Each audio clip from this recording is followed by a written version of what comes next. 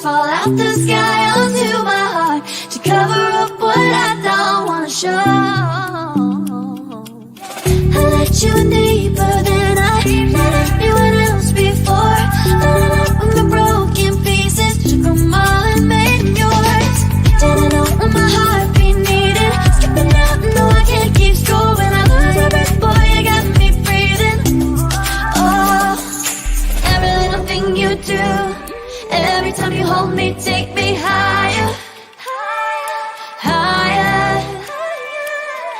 Every little thing you do, every time you hold me, take me higher, higher. Oh, you take me higher, you take me higher, baby, you take me higher, you take me higher, baby, you take me higher, you take me higher, baby, you take me higher, yeah, you take me higher, baby.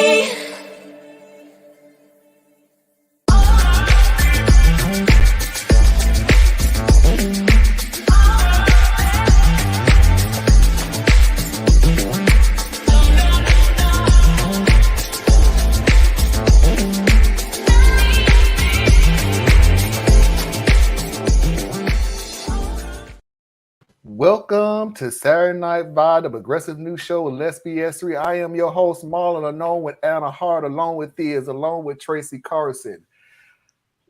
Okay, in case anybody don't know, even after 3 years, I'm still new to this game. And I love to experiment. I love to see what works, what doesn't work, just change things up. So in case you didn't read what I write in the little caption below the title of this show tonight is The Most Delusional Woman on Planet Earth. Now, like I said, in case you didn't read what I write at the bottom, I always say what the show is about or what we're doing or anything like this. But I also wrote in that caption, I would not be surprised if this subject does not take up the whole show. So, yes, it means exactly what I said, that this subject could take up the first and second hour of this show. When I tell y'all going to be blown away, seriously, you are. Plus, there is an added bonus of a surprise for our very own Tracy Carson, and I will let you know what the surprise is before the video plays. I will let you know exactly I'm not even going to tell you what's in the video. I'm just going to tell you, Tracy, it's specifically for you. That'd be a good surprise. It ain't. It ain't no use. After what you did to her, thank you, Anna. Playing that last week again, really? Yeah. Yeah, I'm gonna stick up for Tracy here. That was wrong. Thank you. Somebody sticking up for I'm really tired, so my brain gapped out. Are you talking about playing the Joseph? The thing? Joseph. You see how that sounds, Mary? Don't do that. We've done it. We've done it a few times. No, because if he does, I'm gonna go out. No not that one again. I was just saying the fact that he played it the second night. Just no, because I wanted Tracy take on it. I wasn't pushing it. No, I wasn't doing it just to pick on Tracy. I wanted Tracy's take on it. I thought you were talking about playing it again tonight. Yeah. No, sorry. Because I'm like, I'm exiting stage right on that one. I thought she gave you her. I legitimately wanted your take on the video. I wasn't playing just to be mean. I got other ways to be mean to you. That would not. I know you weren't meaning to be mean. Yeah, religion will never be one of my things to be mean to you about, Tracy. I get better effects out of Tracy. I'm never playing that video ever again. Oh, and banning me for 6 months. And banning you. See, those are things like that. Well, he only banned your videos. He didn't really ban you. Yeah. But my videos bring joy and happiness. Tell me you didn't Except for the laugh. except for the daycare your girl, I'm videos bring 100%. furniture to people's houses. No, it's people's houses. Let's see who all we got out there. Anna is coming on saying, please hit the like button, subscribe if you haven't already, and share on your socials. See you tonight. Thank you, Anna. And wow, you got everything in. I did. Because I didn't put any more emojis in. That's the deal. Parker said, hey, what's up? Good to see you all back. What's good? No. Good, Parker. Well, like I said, we got to jump back into it real quick. So let's get this party started.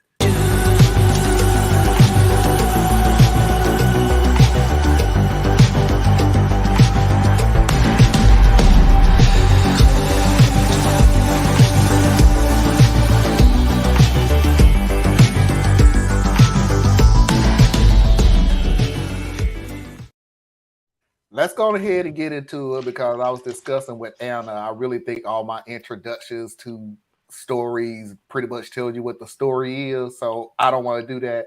Let's just go ahead and jump into the first video. I'm a 50-year-old woman, and my daughter-in-law, who's 24, gave birth, and she doesn't seem to want to have a relationship with me, which is making it difficult to have a relationship with my son, who's 31, and my new granddaughter.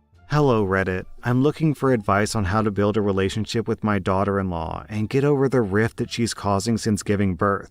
My son David, who's 31, has been married to my daughter-in-law, B, who's 24, since September of 2020. Due to the pandemic, I never really got to know her because they only dated for about a year before they got married, and I didn't know about her until they dated for almost 6 months. I love my son very much, but I feel like our relationship has been rocky since they got married. My son has a daughter from a previous relationship who's 10, and since they got together, I haven't had the same relationship with her. I know this is partially because he moved out of my house, very suddenly without saying anything I may add, and I no longer get to see her on weekends. I try to get them to bring her to visit when they have her, but usually I only see her once a month or so, and lately it's felt like she's been more distant when she visits. I think that this is because B says negative things about me around her, and I find that unfair. They just had a baby at the end of January. She was induced due to preeclampsia and in labor for 3 days before having a C-section.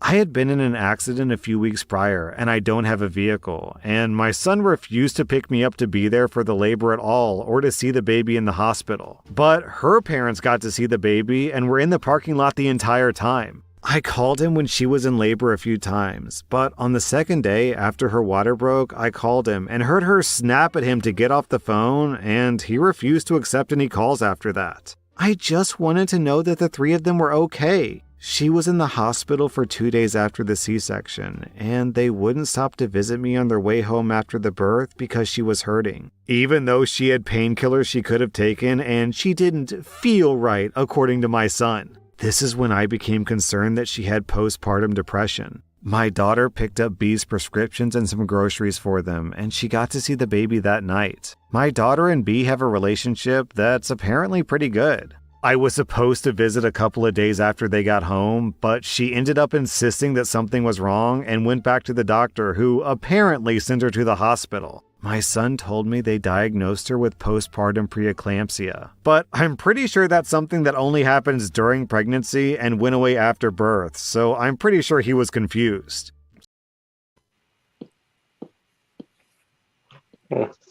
So Guess the world centers on her, huh? Postpartum And preeclampsia. Postpartum preeclampsia is what my wife had, and it almost killed her, and she spent a week in the ICU. So, yeah. Yes, I'm so sorry. Pretty big deal. Yeah, she's fine now. Good. But she almost all died. good now? So, I'm so glad to hear. Yeah. all righty. Let's see who's all out there real quick. Yeah. Hi. Ashley, Tracy, many of your videos bring groans.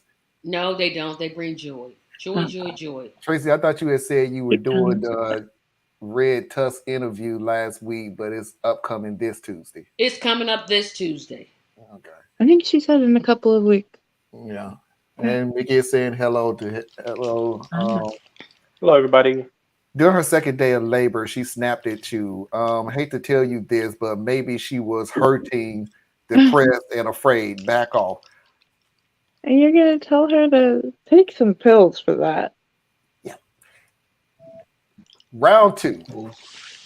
The day after they admitted her again was my birthday. I called her around 8 a.m. that morning to see what was really going on, but she didn't answer. A while later, my son called me and wished me a happy birthday and asked me why I'd called B. I admit that I snapped at him and I said that she should be returning my call because I called her. I hung up on him and maybe 5 minutes later, she called me. I told her that she should have called me and that I wanted to hear her voice and hear from her what was going on since my son gets confused. I then asked her if this was a mental or physical issue and she went silent before saying physical. Okay, that's red flag number 3. Guys, OP might be crazy. I asked if she was sure, and she got kind of snippy and said they had padding on her bed because she was a seizure risk, and she couldn't be alone with her newborn, so she was pretty sure. I didn't comment on her tone because I was sure that she was stressed. Okay, yeah, OP is nutso. 2 weeks later, my son picked me up and brought me to their home to visit. I stayed for a few hours, and B didn't really make any effort to talk to me. She was just so quiet and sat on the couch. When my son took me home, I asked why B was so unhospitable, and he said that I'd been rude while she was in the hospital, that she shouldn't have had to call me, and that I shouldn't have asked if it was a mental or physical problem because he had already told me that it was physical. He also said that I shouldn't have posted anything on Facebook before B about the baby being born, and that I was rude when he called me to make me take it down. Pia doesn't post on social media very often, so I didn't think that it would be a big deal. He hasn't picked me up to see the baby because he says he needs to be there to help with the baby. And they won't bring the baby to me because he says the baby isn't allowed in my house.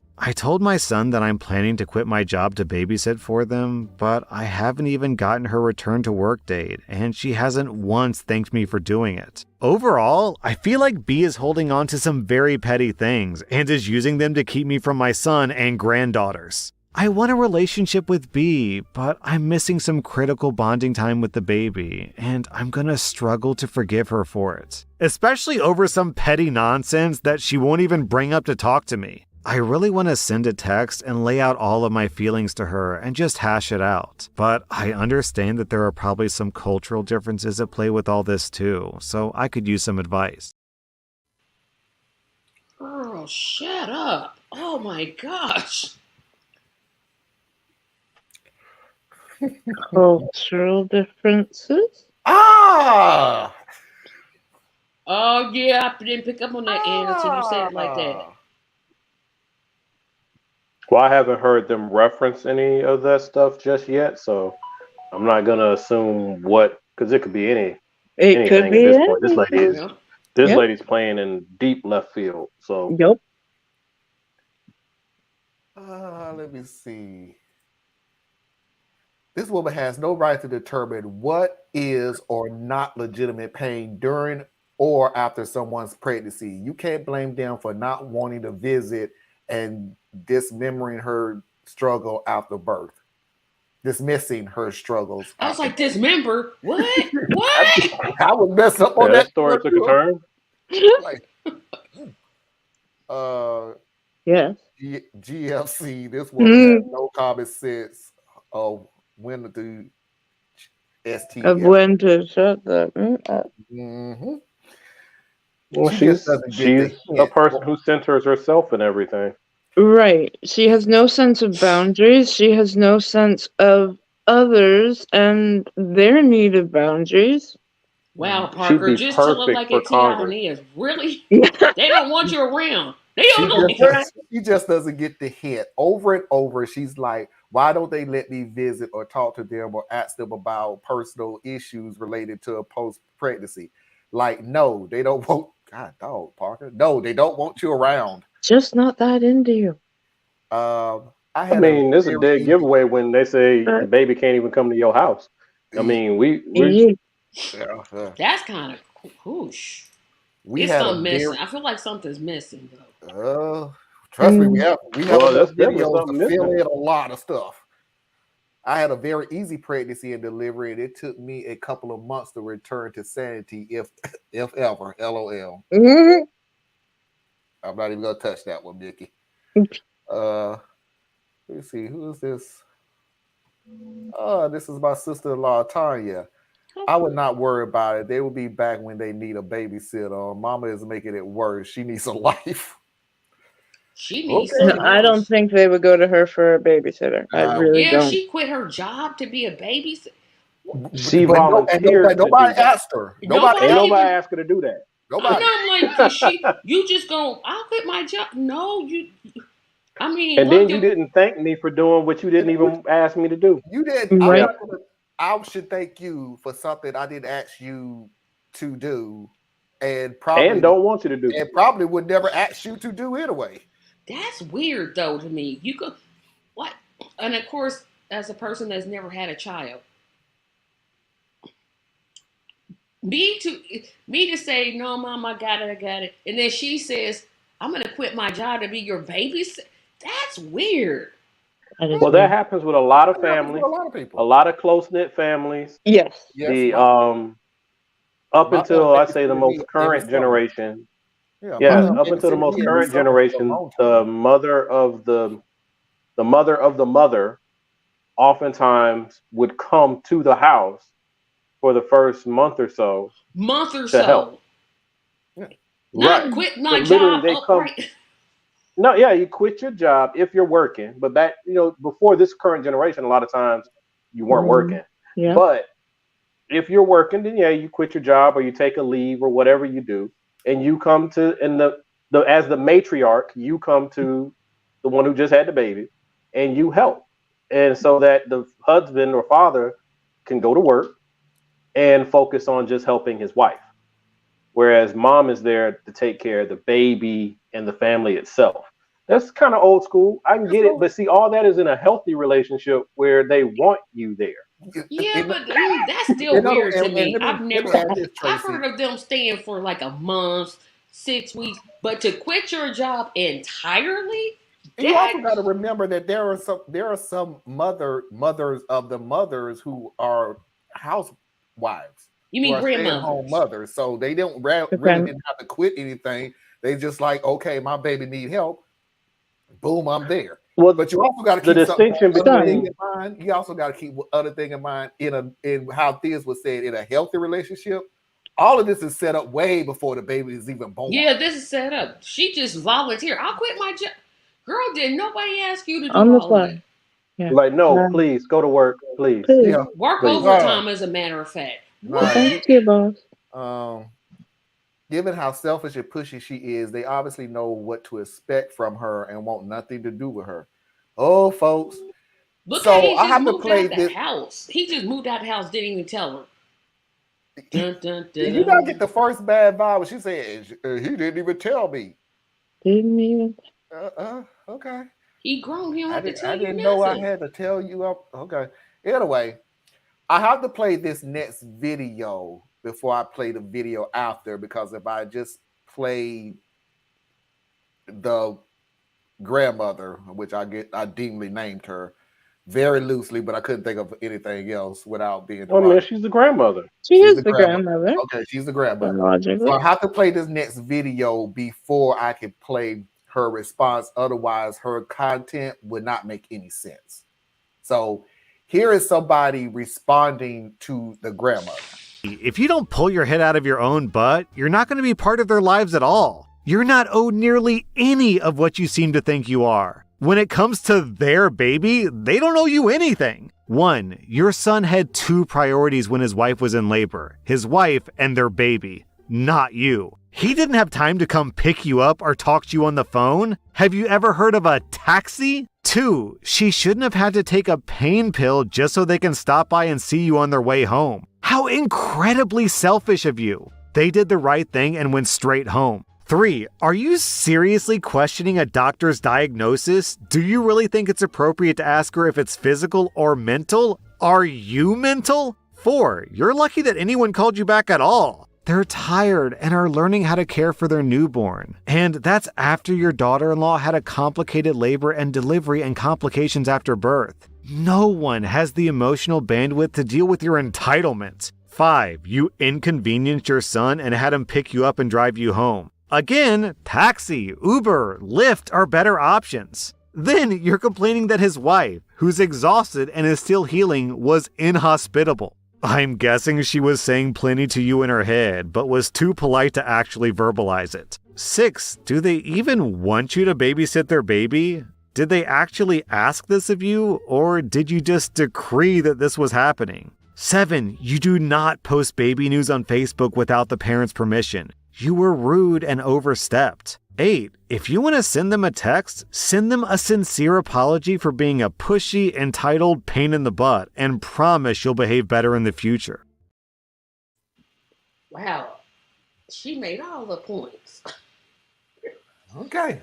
So that is a response to the grandmother. Hold on, let me see what everybody else is saying.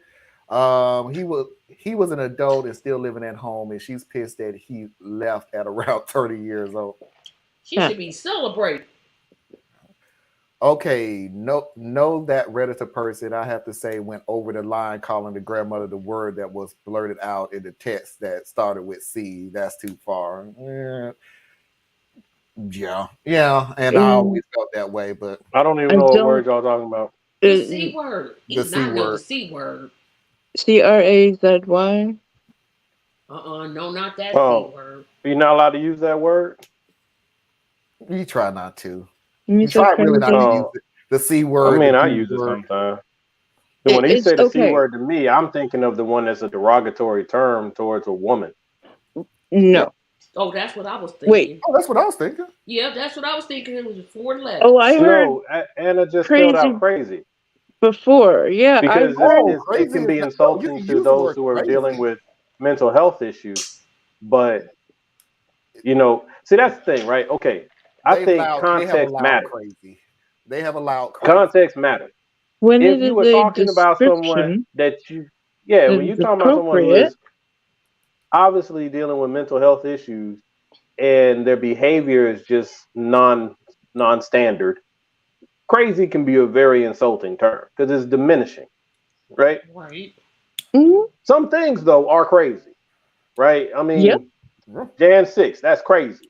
The stuff we see with the Republicans calling each other names and doing crazy stuff in Congress, that's crazy. Yeah. Even someone who's having a mental episode and they're talking to a wall in a public place, that is observably crazy. But you should have compassion for that person and try to make sure that they don't hurt themselves or someone else, right? So it's like, I don't know. It's like this is my thing that Anna, we were talking about one time about the left, where we are so wrapped up on terms that we miss the point. It's like we get to the point where people are scared to use words.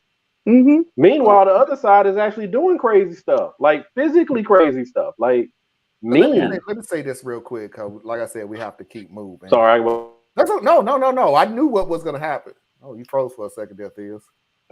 I'm sorry. I actually, because you said crazy before, and what I would simply say about that is, I would love it if people didn't use forms of disability as an insult. When you are using it as a proper descriptive, yes, that's a very different thing to me. If you know somebody has a mental illness, please stop using it. They crazy. That's insulting. Right. Period. Point blank in a discussion. It's insulting. And Theus, if you don't know it, you are clearly frozen right now too. So wow. And he's gone. Okay. So let's go ahead and move on to the that's my computer doing something crazy. Sorry, y'all. Oh, okay. Oh, he's still here. That's not yeah, until this catches up with itself, I took myself off of camera. Okay. That's not Agent Johnson. That's Theus. Agent Johnson's still around though. Okay, so that was what somebody was questioning the grandmother. Anna, pick your glass back up, sweetie. Pick it back up. You're gonna need it. Here is the grandmother's response.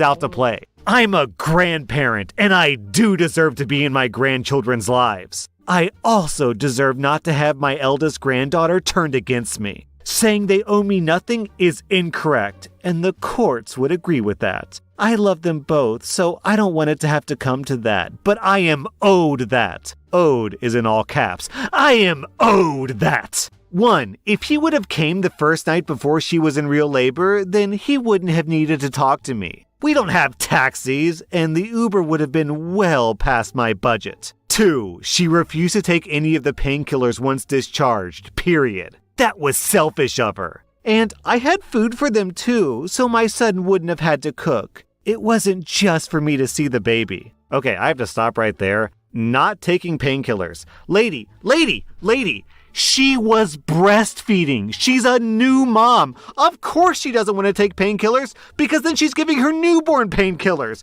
Are you bonkers? 3. No, I was questioning if my son had the right information. He relayed wrong things before. 4. I understand that from her perspective after reading some of the comments. However, in my family, it's just common to call back regardless, especially after having a baby. I see it's a cultural difference. Guys, I gotta ask. I'm sorry about the interruptions. I'm a little bit triggered by this story. Also, I'm a little bit shocked, so I have to keep pausing and recalibrate because this woman is surprising me nonstop.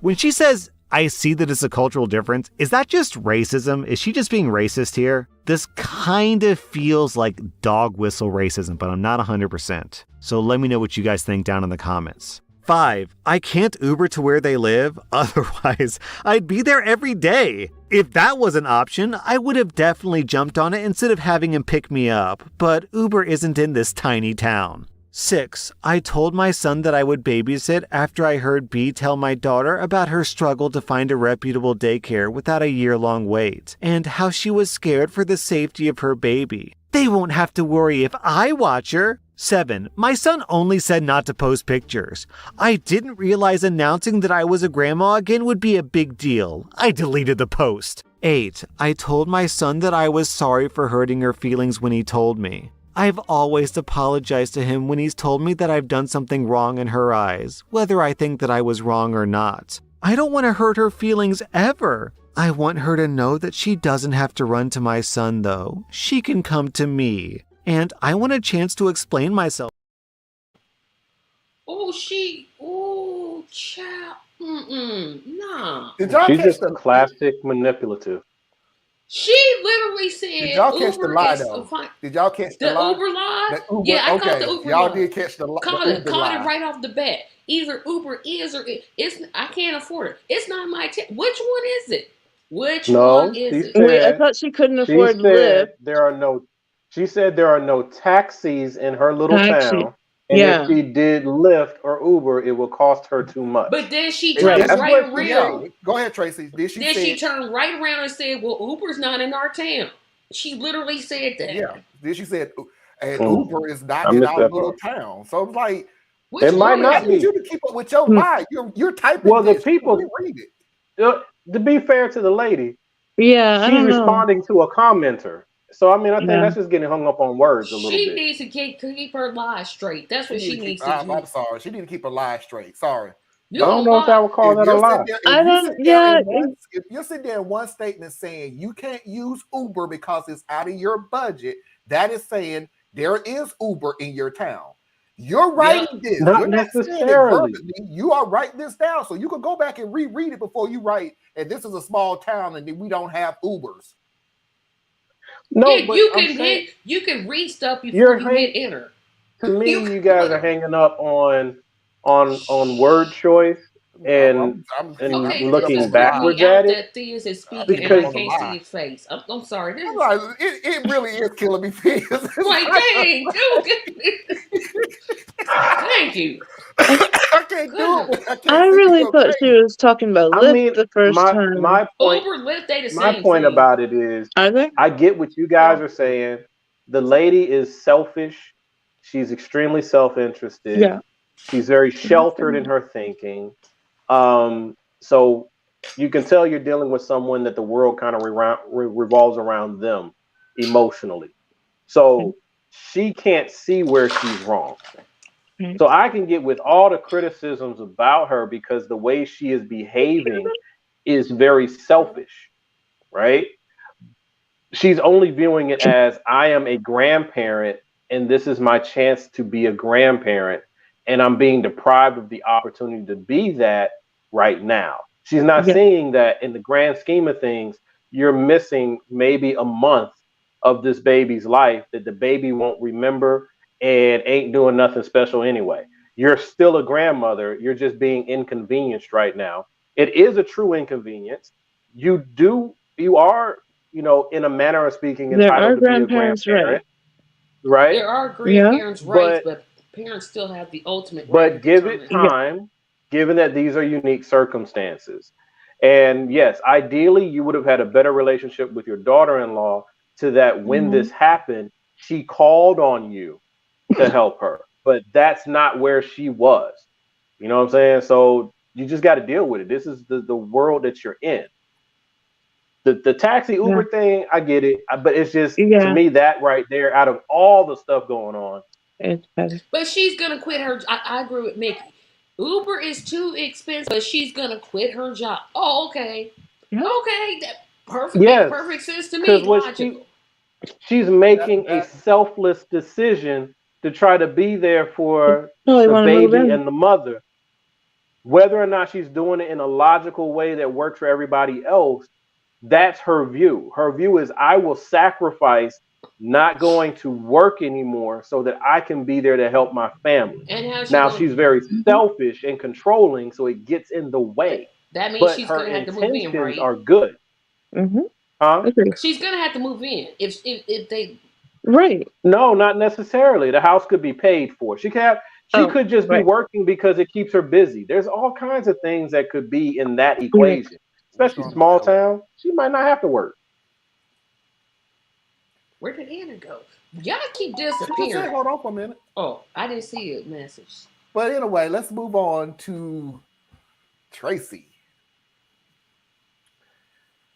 So, grandmother, after all that talking, I was letting y'all talk about grandmother's rights and things like that because that's exactly what she wants to go for. She wants to go for grandmother's rights. Tracy, I'm going to play the video and you're going to catch exactly what it is, especially for you. 5 months later, under a completely different username, we have this post. Am I the butthole for removing my son from my will after our relationship ended? Wrong video. Sorry. This oh my! I was like, well, wait a minute. Sorry. That took a turn. And then 180. That was the wrong video. This is the right video right here. Okay. 2 weeks later, OP posted an update to r/legal advice. Interesting. I'm seeking legal advice on getting grandparent rights. Of course she wants to sue. I'm sorry. Okay, focus.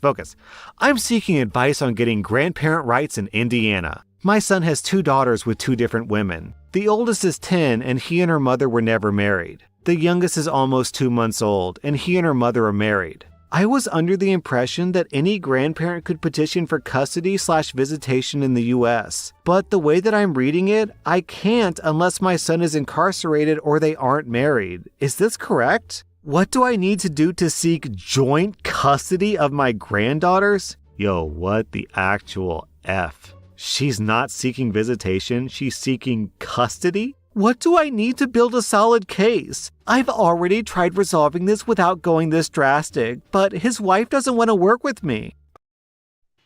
Oh, I got the answer for this one. Honey, you need to move to a different state. We're talking about the KKK state. No, let me make my point. We are talking about Indiana. You ain't got no rights.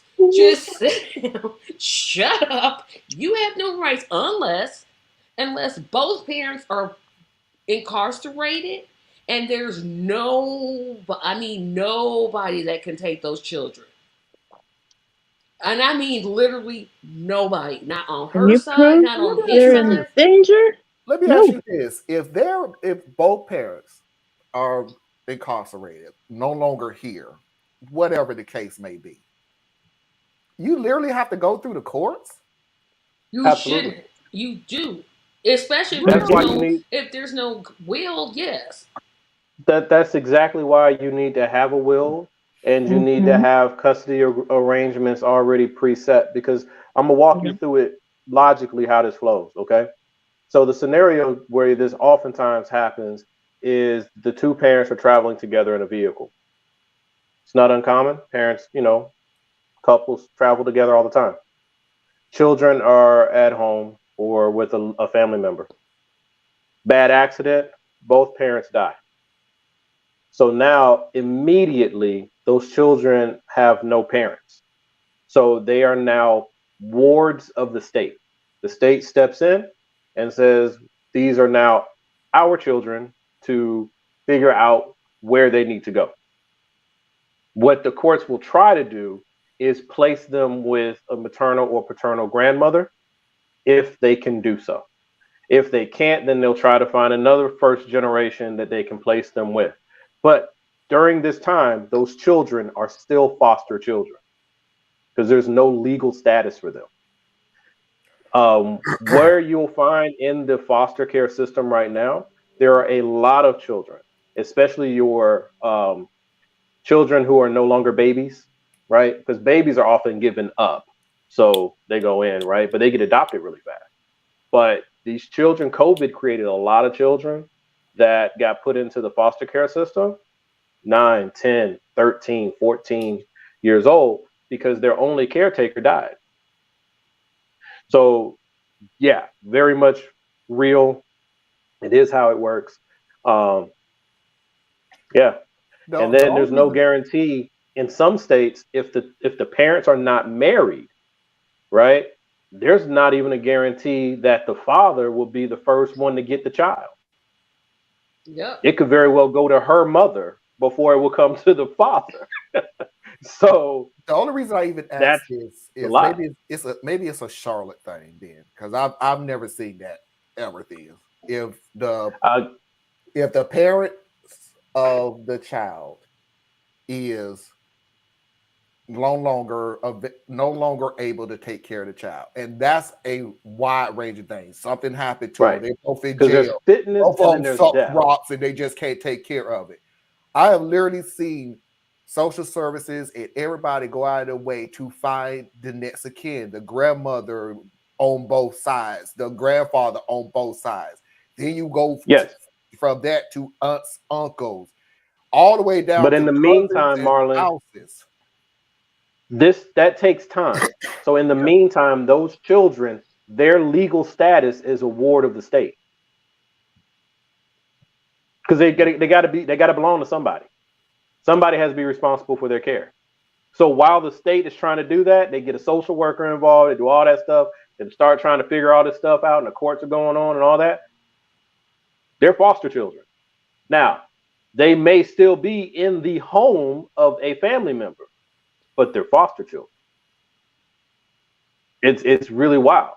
So that's probably why you haven't seen it so much, because the kids that do fall into the hole, they get sucked all the way into the foster system, you won't see them. Because that's one of the saddest parts about the American structure. We don't look at things that we don't want to be bothered with. So foster children, we know they exist, but their day-to-day lives, how we as a society treat them and care for them, black hole. They're literally like discarded. And then when they turn 18, if they were never adopted, whether they're in a group home, which ain't nothing but preparing you for jail, or they're in a foster home, which means they've been moved around constantly. When they turn 18, either they go to college because the state will help with them going to a state college. Well, at least they will in Georgia. Let me preface that. But if you don't go to college, you just out. Out. Right? You got nowhere to go. You go straight to the streets. Well, okay. Let's move on to the next video then. I'm not disagreeing with absolutely nothing Diaz is saying. Yeah. So just a heads up, the woman still winds up going to a lawyer. I have to show this video because for the first time during all of this crap, we finally hear from Beatrice. But doesn't go too well for Grandma. Well, I apologize to my daughter-in-law for all the things my son listed. Since I'd received feedback about it being my son's job to handle his family, I told him my apologies to pass them along to his wife, and I waited. However, I got no response from B. No thank you, no trying to bury the hatchet, nothing. So last Friday, I made an appointment with an attorney to discuss grandparents' rights and had that appointment on Tuesday. The lawyer told me that I had a good chance with my older granddaughter, but that I would likely get nowhere with the new baby. I filled out some paperwork to get the process started, but Tuesday night, I was questioning if I was doing the right thing. I called one of my friends to discuss it, and I was seriously considering not moving forward with it after talking to her. Then, yesterday, I received this message from B. Uh-oh. Uh-oh. Okay. OP, this is B. I just wanted to let you know that our friend told us that you're intending to sue us for grandparent rights, and they also shared everything that you've had to say about me. Let me first say that I have not once kept either of these girls from you, and I've certainly not kept your son from you either. He's a grown man, and if he wanted to talk to you, he's free to do so. You have not asked to come over to visit once your son picked you up. You can't expect us to 1, read your mind, and 2, just drop everything and come pick you up. We have a new baby and we have our own lives. I also haven't said a word to you about what happened during the delivery and the postpartum, because I have no energy to argue with you. Your son said that you apologized, and I told him that I appreciated it, even though it wasn't a real apology. You apologized for what you did to hurt my feelings, not that my feelings were hurt. I don't have time for your drama. For the record, though, what you said was absolutely disgusting. I almost died.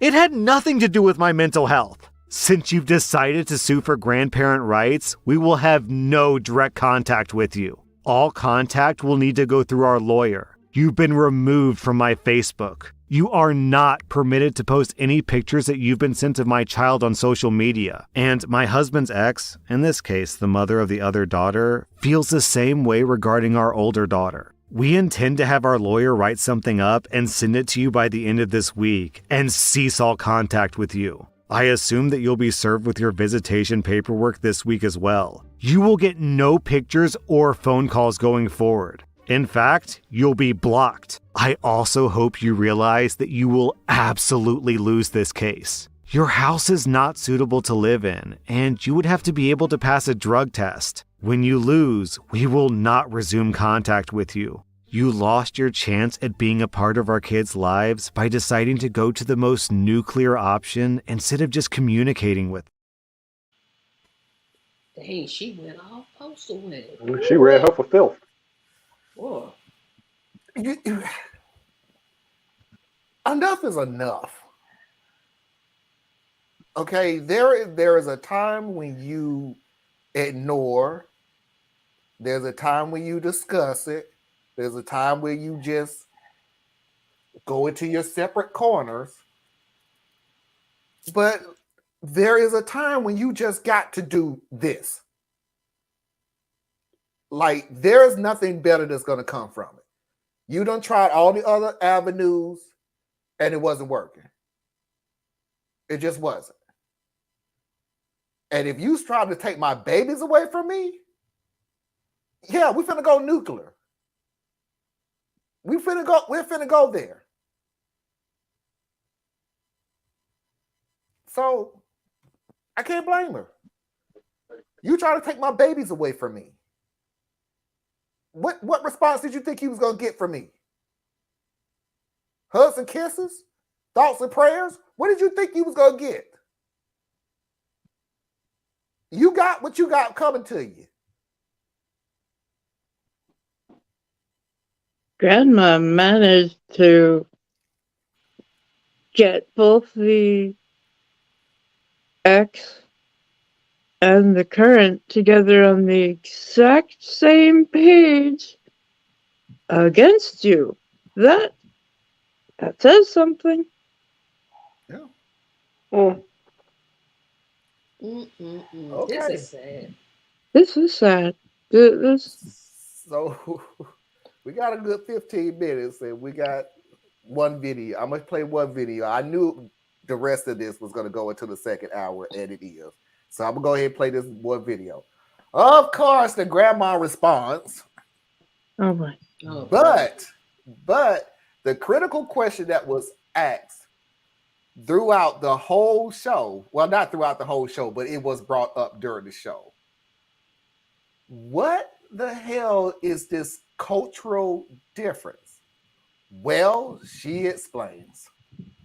I tried to respond to her and tell her that I didn't want to go through with it anymore, and I reacted a bit out of anger, but she wouldn't respond to texts or calls. So I assumed that I really am blocked. I called my son to tell him about the text that she sent, and he said that he knew about it, and it was a lot nicer than what he wanted to send me. So that's where I am at this point. I'm gonna show my lawyer the text so that it can show how unwilling to forgive and to work with me she is. And hopefully it'll resolve quickly so that I can at least get visitation rights with my oldest granddaughter. Okay, down in the comments, someone says, drug test? And OP replies, she says that I would have to pass a drug test. I use medical marijuana to help with a chronic illness, but it's still illegal where I live. Okay, so the comments continue, and OP apparently mentions that in addition to having her son, who's married to B, she also has a daughter, and OP says that her daughter is a better mom than B, and then someone asks,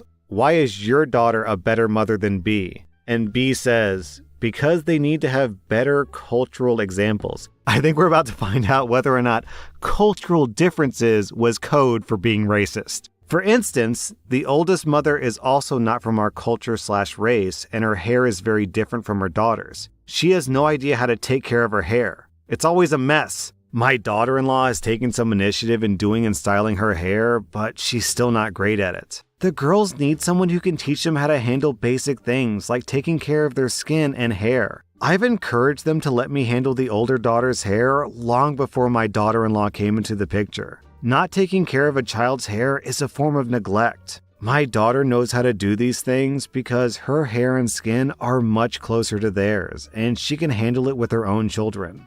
Oh God. And then another comment. I don't feel I deserve to be treated better, just equal. We're both equally, oh my God, we're both equally important in my son's life. She's obviously more important in her daughter's life right now, but without me, that baby wouldn't be here. I would drop the grandparents' rights case if I wasn't cut off. I reacted out of anger and desperation, but now it's the only option since I'm cut off.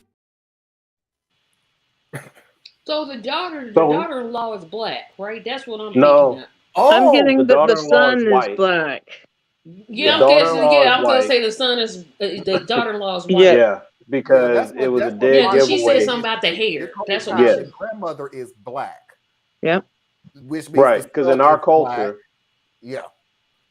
in Go our ahead. culture, generally speaking, on a broad sense, our hair is very much a part of our identity. And caring for our hair, there's a lot that goes into it because there's so many different grades to our hair. So I can speak just from just my observations a lot of times when I see some white women with mixed race children and they don't even the hair just look terrible, right? And from our viewpoint looking back at it, it's like you're sending your child out effectively like almost not cared for, right? Like it's very unnerving for me. It's very unnerving for a lot of people who take that very seriously from our cultural standpoint. But that's usually where the families it ends up working itself out.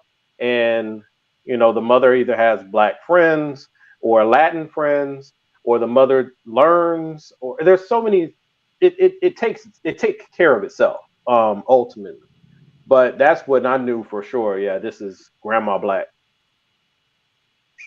Even though she was already giving me some PTSD moments coming up through it, but whatever. and everybody's making a comment right now, like, I have medical marijuana, but it's But illegal it's where I'm at. It's illegal. illegal where I live, but it's If medical. Guess it's what? illegal, it's not medical. Yeah, if it's illegal, it can't be medical. See, I'm gonna differ a little bit there. Yes, Oh, Like, there's a it's shot. medical marijuana still, yeah, but it's still illegal. It's still right, it's illegal. illegal.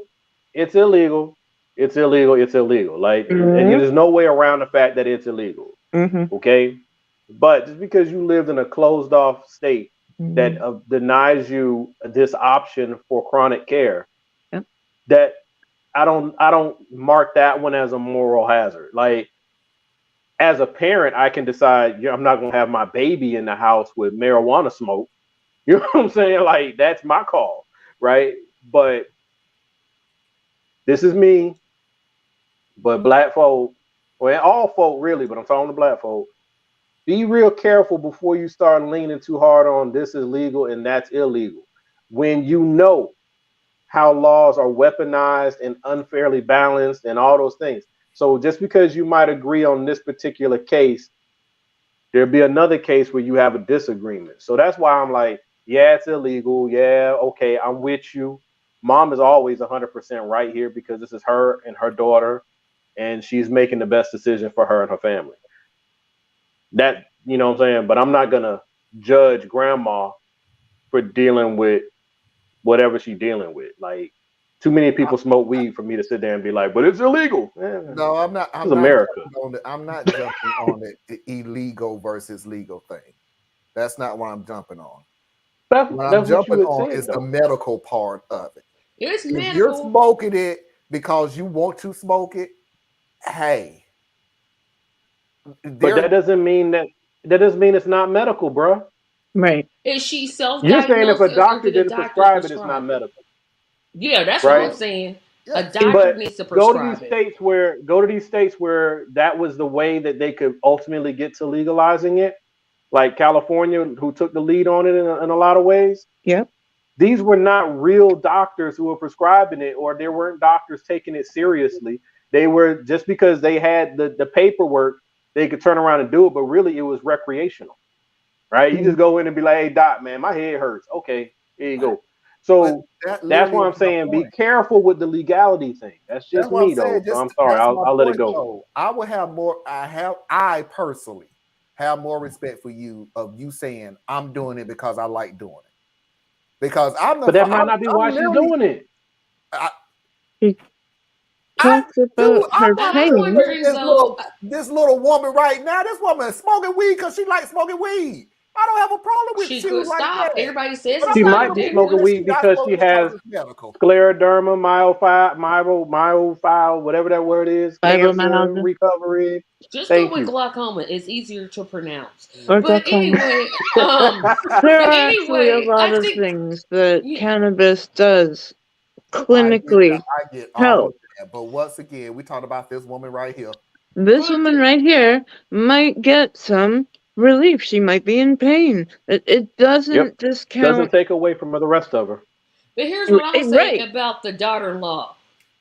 If the mother-in-law is truly black, because we don't know, but it's pretty good. Why is she gonna bring up the drug test like that though? Why? What do you mean? She said you I couldn't pass a yeah. drug test. Why would she bring that up? That was the She's white saying daughter-in-law who brought that up Yes, I'm saying why did she bring that up? think because it she probably through. sees it kind Yeah, of like that's what y'all she just was literally. Yeah, explaining it. I'm with Anna. That's I'm Mhm. looking literally at what now. I'm looking at the daughter-in-law sideways. I'm like, oh, so all no, black no, no, no, people no, no, no, use no, no, Well, the marijuana? no. Oh, daughter-in-law is okay. just being messy. The whole No. situation's No, messy. She The daughter knows. was she being isn't saying messy. messy. It's just She whatever. is literally saying we're gonna see all of this through. Everything that we have an issue with, I want you to know it's going to come out in court. So either I can tell you this now, or we can wait till we get to court and they Or can I'm bring gonna it say up. you got to pass a drug test. That was like you didn't have to take that shot. I Yeah, could she was care. being I could messy. at this She was point in being time, messy, but the Tracy. whole thing been messy. I mean, But the Tracy, at mother-in-law this point in started it by time, being messy, so I guess the daughter-in-law Yeah. was like, if "I'll you're Marlon show got you trying a to messy." lit. if you're trying to take my kids away from me, this Mm. whole conversation from this point on is about to get messy and petty and every other word that you was bad before this. The gloves are off. The gloves are off. I'm not playing fair with you anymore. You're trying to take my kids. I'm not finna play fair. Okay. That makes sense. It makes sense, but I'm like, I am going to tell you what I'm doing because I'm going to stick it to the law to make sure that everything that I'm saying cannot be used against me in the courts. But yeah, I'm going to let you know, hey, remember that weed you like to smoke? That may come up in court. They might not look lightly on that. Okay. Why do you not think that we don't want you over to your house? Because of that. Baby got contact high. I'm not. Y'all heard me complain about my neighbors. I'm like, oh my gosh, y'all smoking again. Stop. I don't even have that issue. No, well. Living a family I really don't have that issue. I'm about to say because I'm around older people. I'm sorry. That's younger people. Contact high make your head hurt so bad you be like, oh nah, wait a minute. I'm sorry. Parker, Messy versus Messy. Yep. Yeah, maybe. Yep. Once we're going to court, everything will get used. Yes, that's what I'm saying. Me saying it ain't gonna change what's gonna happen in that court. If they say you're gonna take a drug test, you gonna say I gotta make a drug? Okay, let the courts tell you gotta take a drug test. Only reason you would have to take a drug test when you're fighting for grandparents' rights is if the people who are opposing it decide to bring that up. And she gonna otherwise they're gonna do a home visit, maybe. Right? Maybe. Well, right, I'm gonna I understand. You and I fight differently. That's just what it is. But I'm just saying what will happen is the only way that will come up is the allegations made to the officer of the court, and then now we got to go down that particular path. That's cool. I'm like this. Yeah, grandma is out there. And I don't agree with none of the stuff you're doing. I understand cutting off all connections until the life changes. Because I happen to believe that when it comes to your family, unless someone actually, does certain kind of like, molesting and that type of thing. But when it's just disagreement level, I believe that life is complicated in such a way that you never know what the future may hold. Right? You could be bitter opponents today and singing and dancing at the family reunion 2 years from now. You don't know. So for me, the part that would pause is you don't have a case, lady. You ain't got no case. She really don't. You got two parents. Was the daughter trying to tell her think twice? Daughter-in-law, sorry. Yeah, that's what she really was. Telling her think twice. You better think about this. But that's what she was doing. She was giving her a stern warning, but she was, and she did it. I'm not even saying she's wrong for. Well, I do think she's wrong for that particular play, but I can get why it happened. Yeah, I get why she did it. We're fighting now. That's what I always say. Like, you starting to escalate, so we're fighting now. When grandma decided to say I'm talking to a lawyer, she escalated. But the thing is, she was venting in the wrong space. She's venting on social media. She ain't got no lawyer. She hadn't started no proceedings. She's just running her mouth out there in the streets, and it got back, right? So now we fighting over you being real reckless with your mouth. So, you think you're gonna sue me? Bet this was gonna happen when we go ahead and walk down this path. Well, I already got a lawyer. She said she had a lawyer. She said that after as a response piece. People say that all the time. They ain't got no lawyer.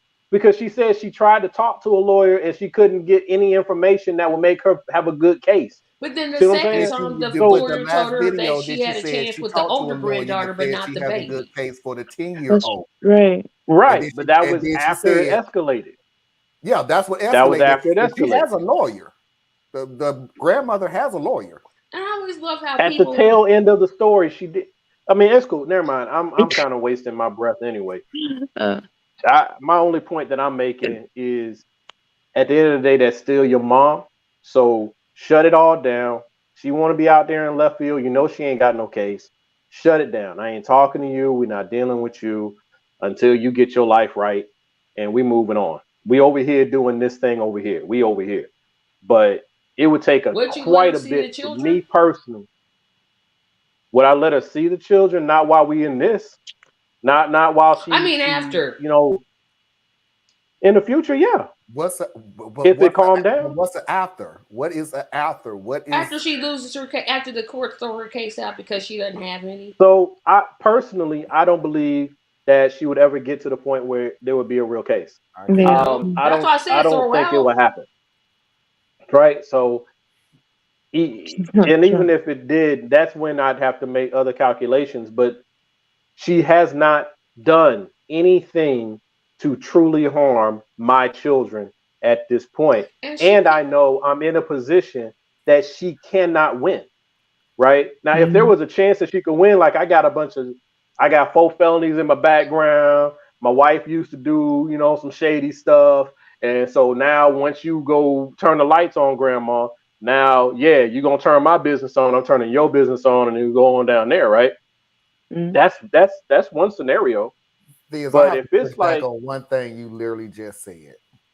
The grandmother at this point has not done any harm to the children. That's because the parents won't let the grandmother see them, not because she hasn't really done anything yet. It's a bit of mess. I disagree. She So here I'm gonna push back she with isn't you. physically There is abusive. zero indication from anything that has been said in any of these tragic ass Jerry Springer videos that you decided to play today that she's a danger to the children, other than the fact that she smoked weed. Didn't Other the than that, she has older not shown a child threat. didn't the older child express some like I don't really like grandma, or am I She remembering might not wrong? like her. Right, but I don't know. I didn't catch that part. But what I'm Uh, saying to you, Marlon, is from what you've played in these videos, what she has done to someone, she has done to the parents. But what I'm saying is, it's hard to say I get you saying she hasn't done any harm to the kids. And there's nothing saying that in the videos, although we got more videos coming. But what I'm saying is it because of the prevention of the parents? In other words, we can't sit here and say she hasn't done anything to the kids, so we should go ahead and let this go. It was like, no, we're stopping you from doing something wrong to the kids this whole time. That's why we can't let you over to the house. That's why you have to come to us, and I get it, but I think as we commonly end up with, you're fighting the next battle before the battle occurs. So you're in a different stream of hypotheticals than I'm operating on. So what I'm operating, the hypothetical stream I'm on is using just what's in this video. You have been a complete ass towards the mother. You have been a disruptive force in what should be a precious time for me and my family. You're stressing out my wife. You're stressing me out. You. There's so many ways we could have worked this thing out, but you are just way out here doing random stuff because you think it's all about you. Like that's the train I'm rolling on. So you've been wrong towards us as adults, as parents. I haven't seen, me personally, in the storyline, and I could have missed some pieces where the grandma is a threat to the children. The problem is she is a threat to your wife's mental health and all that. That's why I said shut it down. We don't have anything to do with you. Maybe we have a phone call every once in a while, but that's as far as this thing is going to go. That's I would contend though, you make if you make the family experience that strained, how do you hide that from especially the older kid? So the older child lives with her mother. So she's not in the house. Not always. So that's one. Okay. That's a big point. The baby don't know nothing from nothing. Right. Right? Yeah. So you as a parent are just supposed to be acting in the best interest of your family and your household and everything. So that's why I'm saying, Mom, she's right in everything she's done all the way through this. Even to me, I think what she did was petty, but I get why it was petty. So I write that off too. I'm just simply saying this is still my mother, right? So the first hard line I'll draw is separation. It's gonna take something serious. Like everything I heard is hard, but it ain't hit that point from me, Theus, to where I'm gonna like go fight my mom in court. She can't win. Yeah. But y'all still not asking the right question, and I don't know why anybody has not asked it. If she can't afford an Uber, how in the entire world does she afford an attorney? That's really all I want to know. Talia, we still talking about the grandmama, and I'm not finna open up that can of worm about a damn Uber again. We finna go into our second hour. I'm just saying, she can't afford an Uber, but she can afford an attorney. Oh, okay. Yeah, they will give advice for free. One consultation, but she said she was going to pursue this, which means she's going to have to pay that attorney. But she's going to quit her job. Yeah. Oh, okay. Yeah. I hope she went and talked to her boss really fast. We're going into the second hour real quick so we can come back to the final parts of this. So to answer Tanya's question, y'all still talking about that grandmama? Yeah, we still talking about that grandmama. Cause yeah, we're almost done with it. So we're gonna take a quick break to reboot and refresh, and we will see everybody on the other side. Stay tuned.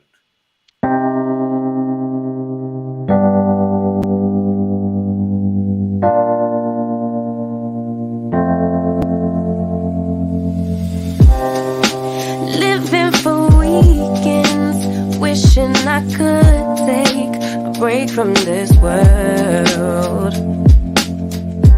Running on a hamster wheel, but searching for something I can't feel.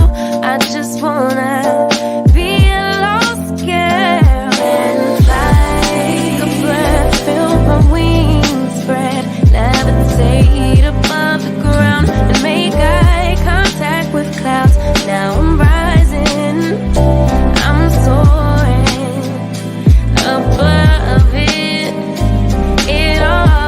I just wanna be free. Finally, I wanna be free. I wanna be free. Finally, I wanna be free. Finally,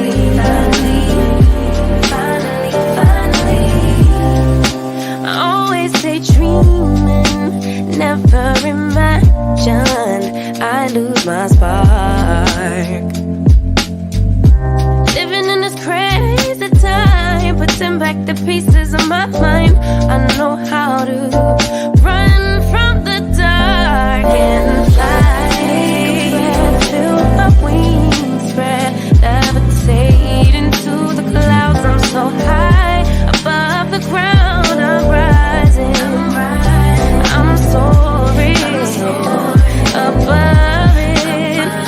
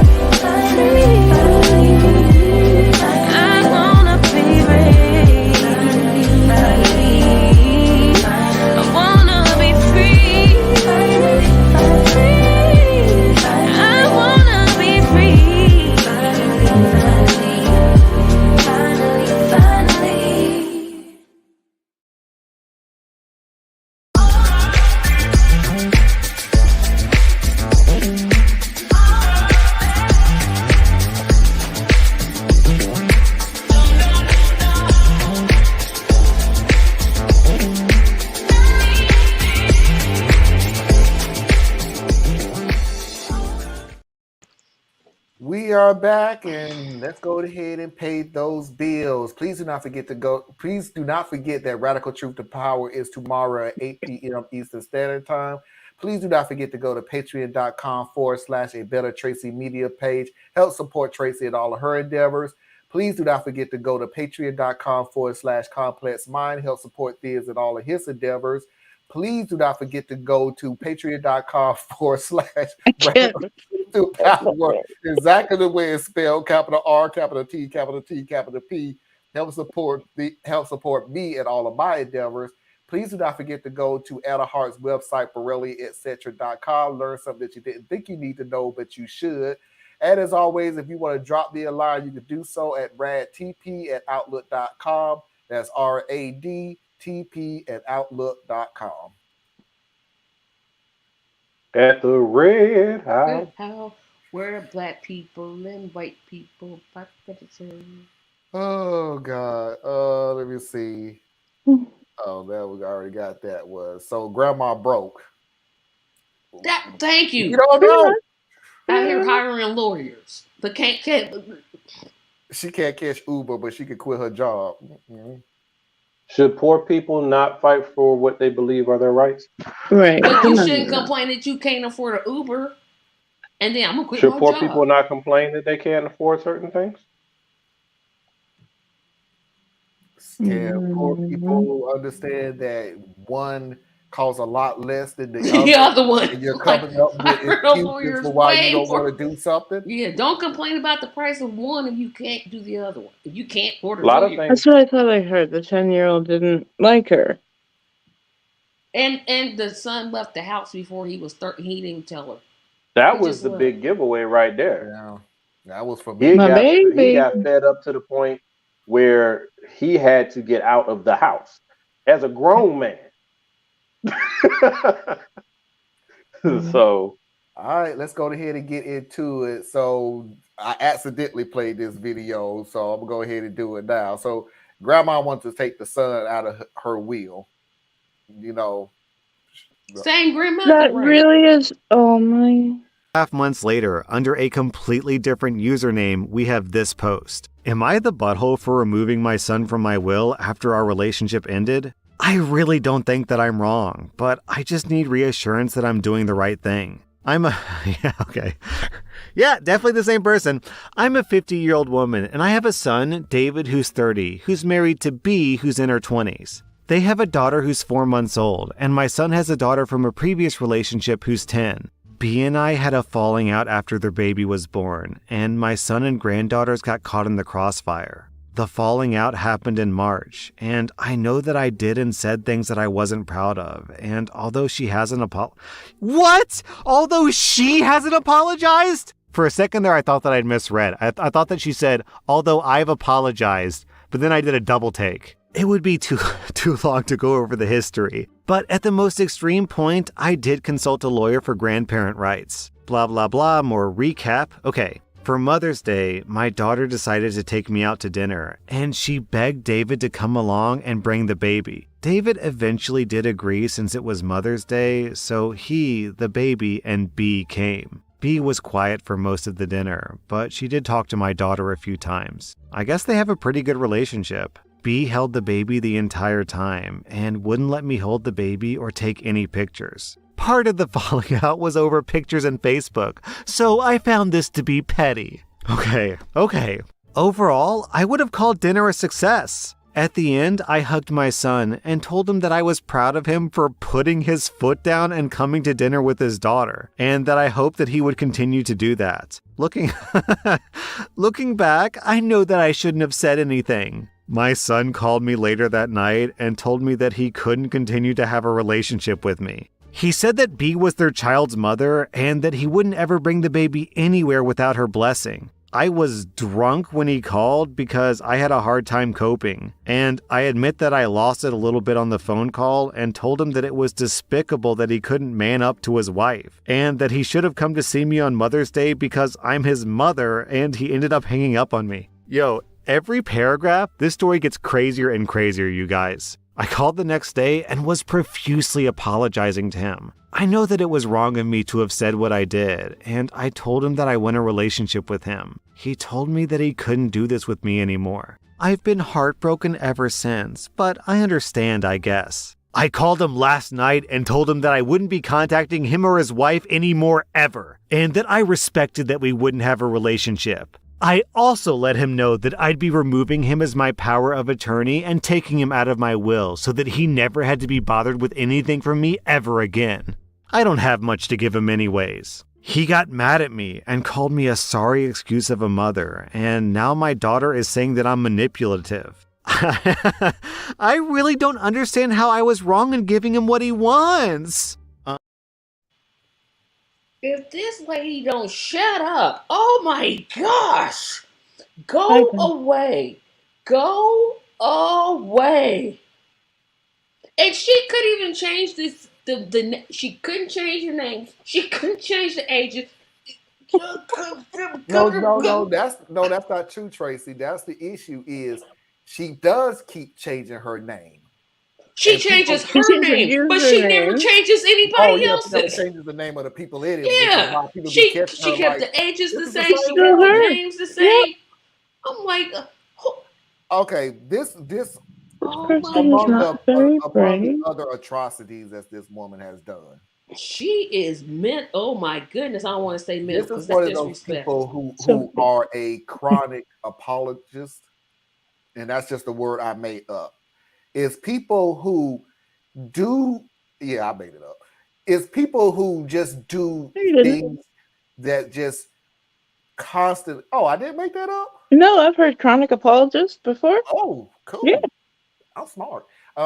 There are people who constantly do who does shitty things. Sorry, I couldn't think of a better word. Who does shitty things because they figured they could just apologize and then do it again, or do something different that's just as bad and apologize, and do something bad and apologize, and do something else and apologize, and do something else and apologize. They do that because they hold on to the whole concept of saying, but I apologize to you. There's my light. My dog. I'm sorry, my dog is right in. Dog in light. So it's people who likes to do that. They're not going to change how they are. They just figure that they can I'm sorry out of their way out of every issue. And it's not a real apology. It is no taking responsibility. It's the equivalent of I'm sorry that you took it the way took what I said the way you said it. I'm sorry you felt that way. Yeah, I'm sorry. If I said something to offend you, I'm sorry. No. Yeah. You already know you offended. I'm sorry that I offended you. I'm sorry that you took it wrong. It's people.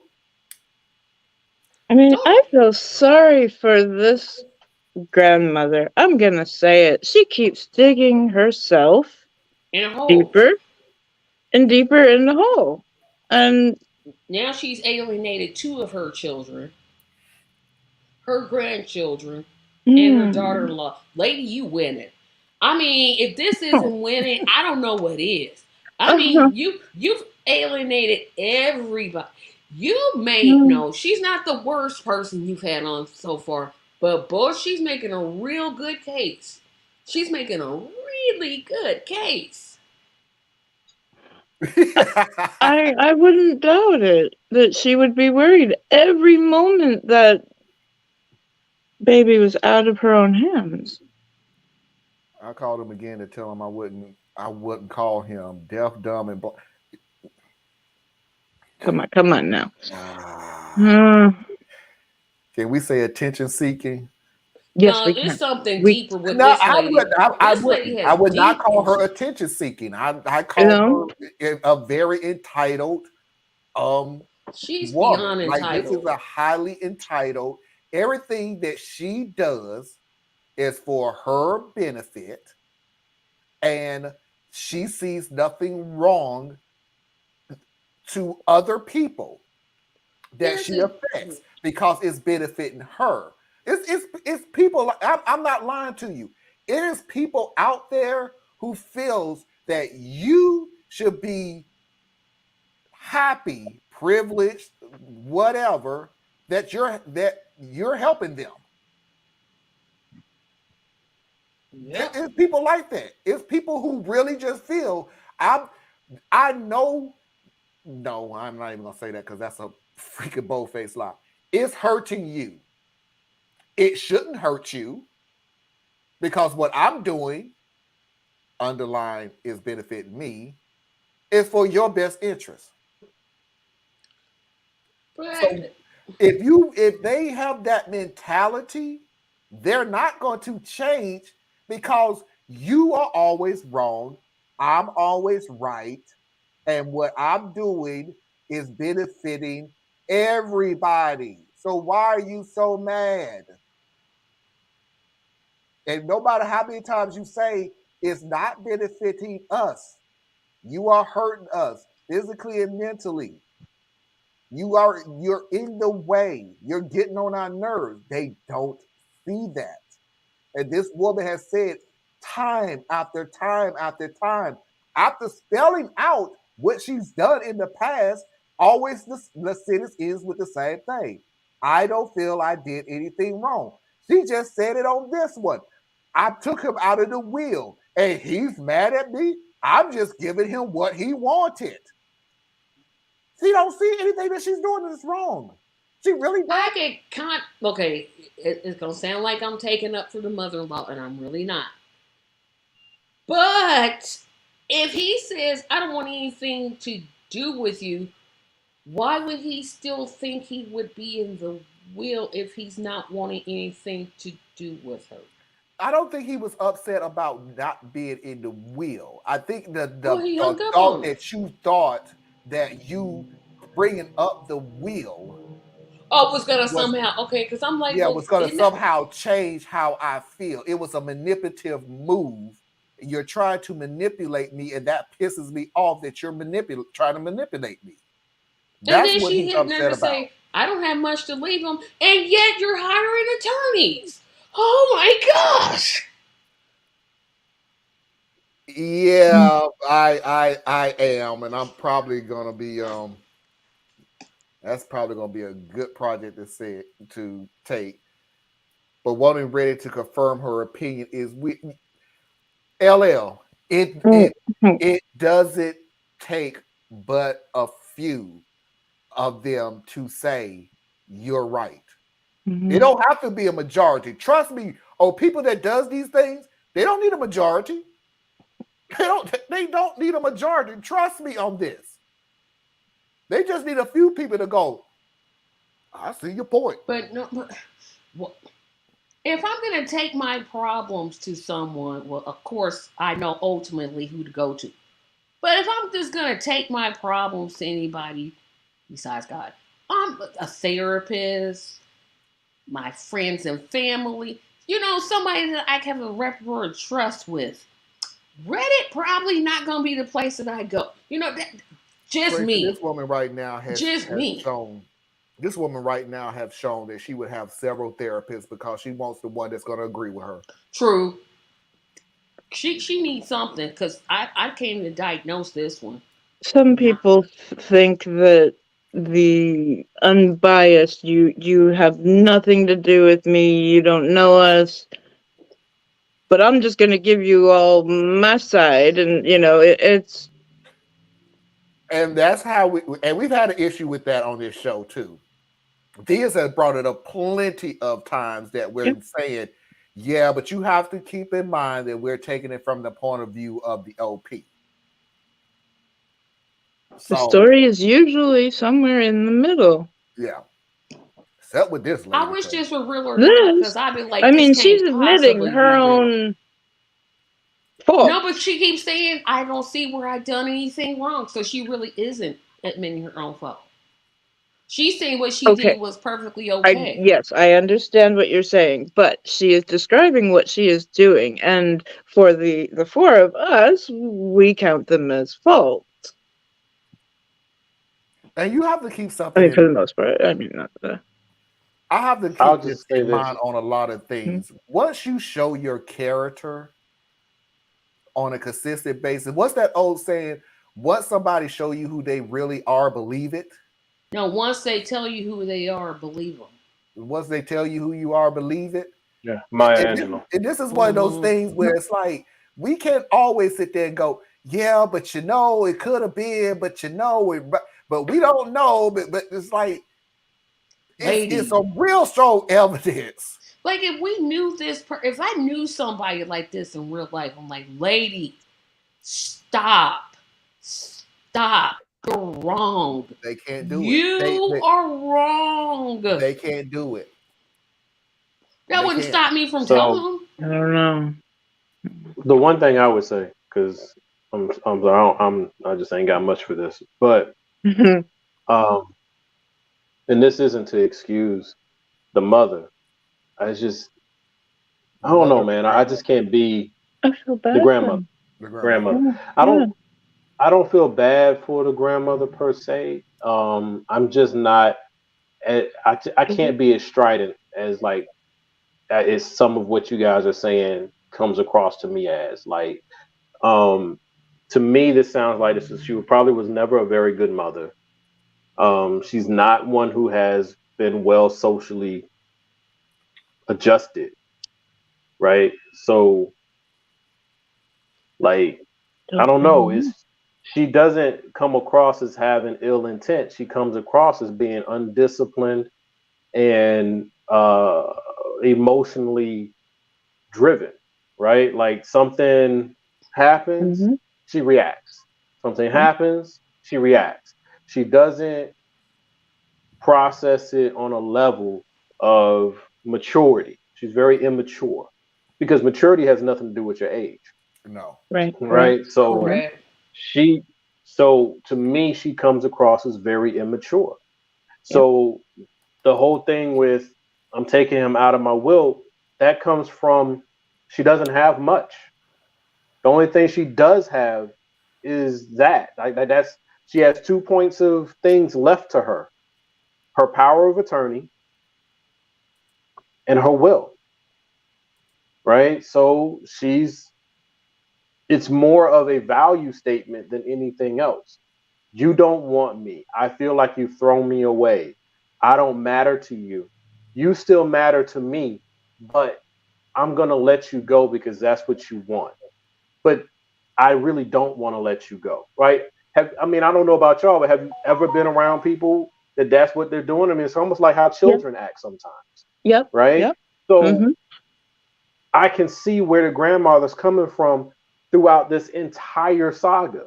And while extreme. you don't owe her anything as far as like there's rights and there's wrongs and then there's all this stuff that's in between.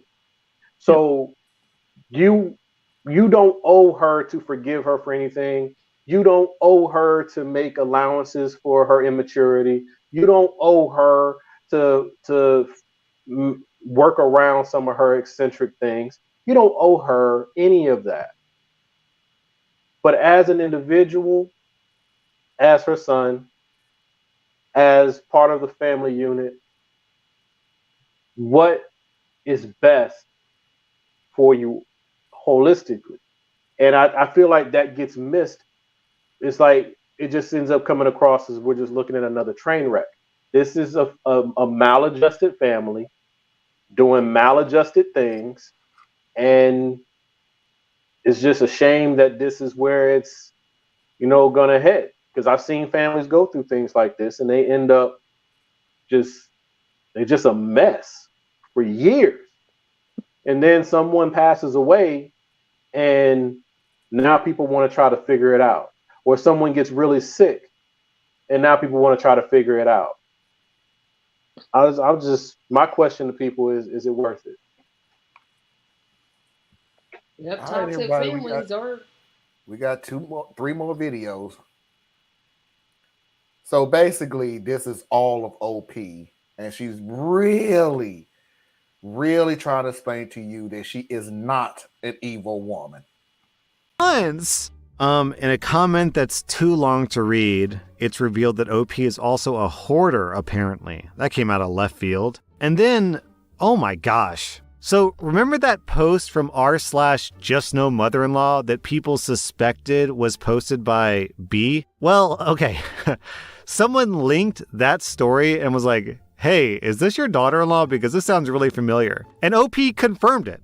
Yes, that was from the daughter-in-law. So turns out B did leave out a bunch of really, really, really important details of horrible things that she did. She continues in a comment, no, I said that I wanted to kill myself because I felt like I had no one. While I was on hold for 72 hours and received treatment, I got set up with my therapist to help deal with some of the trauma, both from what is happening and from past issues. I had a psychotic break. This is one of the actions that I truly regret. Okay, then OP posted an update. After someone posted a link to what I believe is my daughter-in-law's Reddit post and I read some of the verbal beatings I got, I did some more reflection. I feel like her perspective of events really helped to shift my view. I do want to point out that there were several people who told me that I wasn't wrong, and this younger generation has a poor view of family values. I really believe that I was judged so harshly because there are so few parents and grandparents on Reddit. I went to my son and my daughter-in-law's house, but it was mostly empty. I found the house had been listed for sale for almost a week, and it's currently pending. But I can't find where they moved to, and all the photos of the house are mostly empty.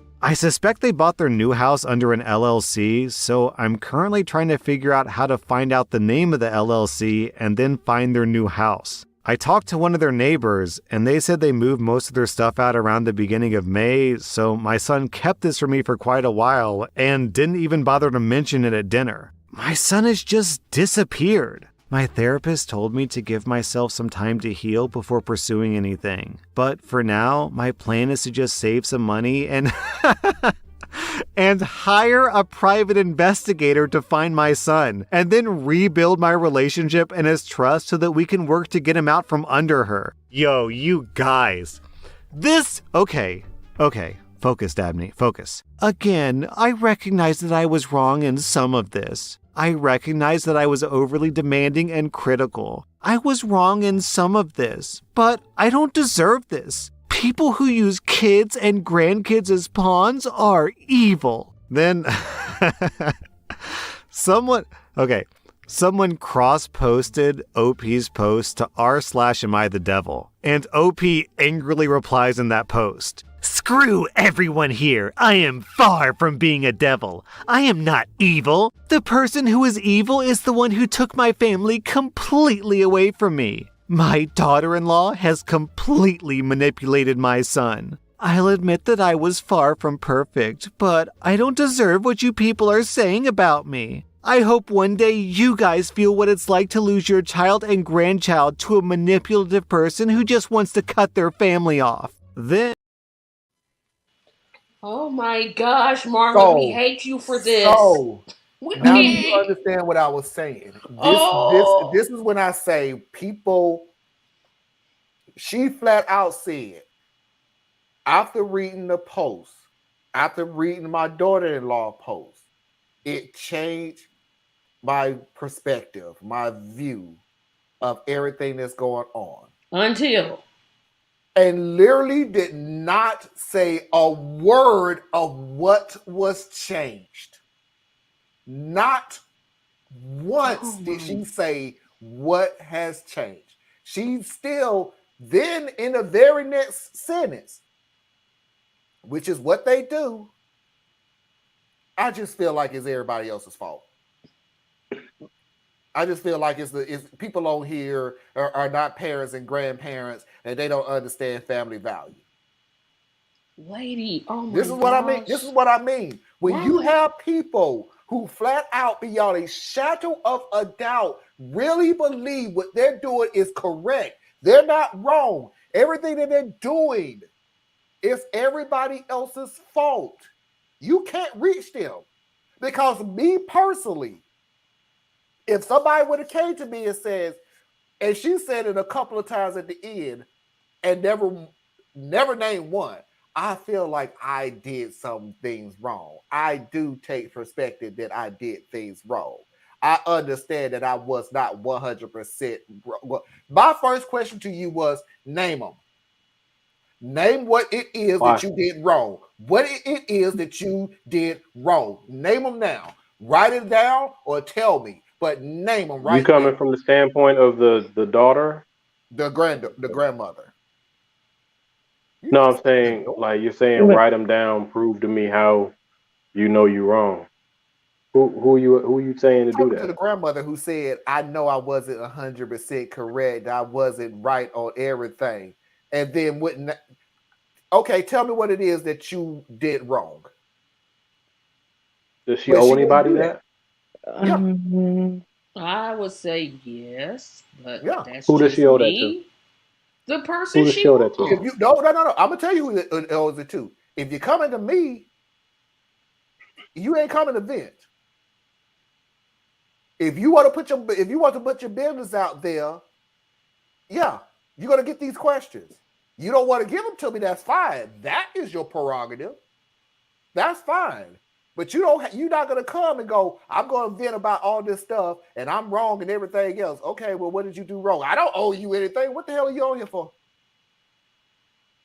You Okay. put it on there, I'm gonna question you. Okay. This lady getting on my last nerves. Like, Marla, why did you do this to it? What did we do to you to make us have to endure this? Yeah. Let This me is see. worse than I'm little caught daycare girl. between my upbringing of respect your elders, especially a full generation or more up, and I don't feel like interrogating her like a Not interrogation. child. I was not interrogating her. I said, could you tell me what it is that you did wrong? Because she did exactly what I thought she was going to do. She just said, I can admit that I was not 100% on there. So she could later go back when people start pushing back on her to go, well, I said I knew I wasn't 100% right. Okay, Was now she But she didn't. you're 98% softening right up. or The, 42% right or 50? What Yeah. percent?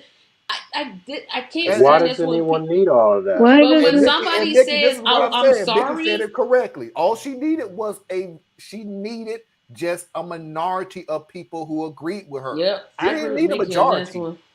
Just 2% I agreed with think you Chaz her. guys have Bell. already. I think what has happened is It's you guys have already painted her as the villain, She painted and herself as and a villain. and yeah. So you've already decided that she's a mhm. villain. So therefore, any and everything about her is just wrong. So even if she's trying to do better by 20, 30%, you're looking for the other 80, 70. You know what I'm saying? So I She mean, hasn't approved 30%. What are you listening to? She hasn't approved at all. She's I'll tell you getting what I'm listening worse. to. I'm listening to a tragic family that probably is not have Mhm. the best coping skills and Mhm. doesn't know how to talk their way through things, and Mhm. so they just react to stimulation to stimuli. That's Yeah. what I'm hearing. That's what That's I'm not, thinking. but So to me, that's I'm not not. true. But that's not true though. That's not a family. That's her. I, The family didn't. it What is her did the family. family do? What are you talking about? Wait. The What are you grandmother, talking the about? OP through this whole time is her, the grandmother. The only time we Yes. literally heard from the rest of the family was B finally going off and the son going, hey, you know what? You're bringing too much drama in this. Okay. So that's three people. That's a family.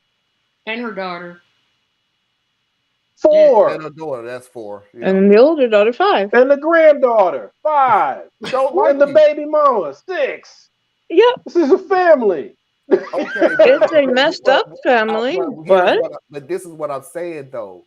it's You're still. saying a family who can't cope. Why? Yes. What is They, it that the they other have bad family is coping doing wrong? mechanisms. I agree they They have have bad bad coping coping mechanisms, mechanisms. but she's not even trying to change. I see Marlon's point But more I'm on this. saying, She's look, not I'm even not trying. absolving her. I'm not absolving her, No, but I know you're not absolving I her. I'm keep just trying saying, to what do did this. the family do wrong? What did What the the other family family? members do wrong? So you didn't hear what I said a moment ago, where I was saying there's right, there's wrong, and there's all the stuff in between. See what I'm saying? You want this black and white thing, and you guys know that's not how I explain things. I look at things from a human standpoint. Okay? So what is it that you want to preserve? What is it that you want to destroy? What is it that you're willing to give? What are you trying to take? That's how I think a rational person engages with people that they say they love or care for. So there are times where you give up your good for someone else's bad and vice versa. There's times when you say, you know what, I can't deal with you in your mess, but I still love you. I'm not going to burn every bridge and discard you like you're just this horrible thing. You are more than the last 90 days of a bad situation. You are more than the last 2 or 3 years of whatever the hell's going on. I I just I look at this and I feel pity. That's what I feel. I don't feel any humor, any mirth, any of it. I feel pity because this older lady does not have good coping skills. She is immature and she is dealing with consequences of those things. Her son obviously has gotten fed up with all the other stuff he's dealt with that is not shared in this story because he was raised by her, but now he's attached to his new family. He's trying to do what's right by his family. So he is stuck in a hard spot because he's between his mother that he's probably been caring for beyond what a son typically would normally have to do, and his wife that is also he has to care for, and the baby. So then he had to make a hard decision. And then you got the mother of the new baby, and she's got her own set of math. But at all of this, no one is trying to figure out, hey, things are getting out of hand. What do we need to do to reset this, or are we done here? That's not what's happening. What's happening is everybody's reacting all over the place, and that's the angle I'm coming from. So when you ask what I'm talking about, that's what I'm talking about. I'm not saying none of y'all are wrong. I'm saying that the grandmother person, she has definitely not behaved properly throughout this whole thing. But I don't think it makes her a villain. It just makes her someone who is not acting properly. To me. Okay, and this is what I say back. This is what I say back about the family, which is why I said what I said about the family doing wrong.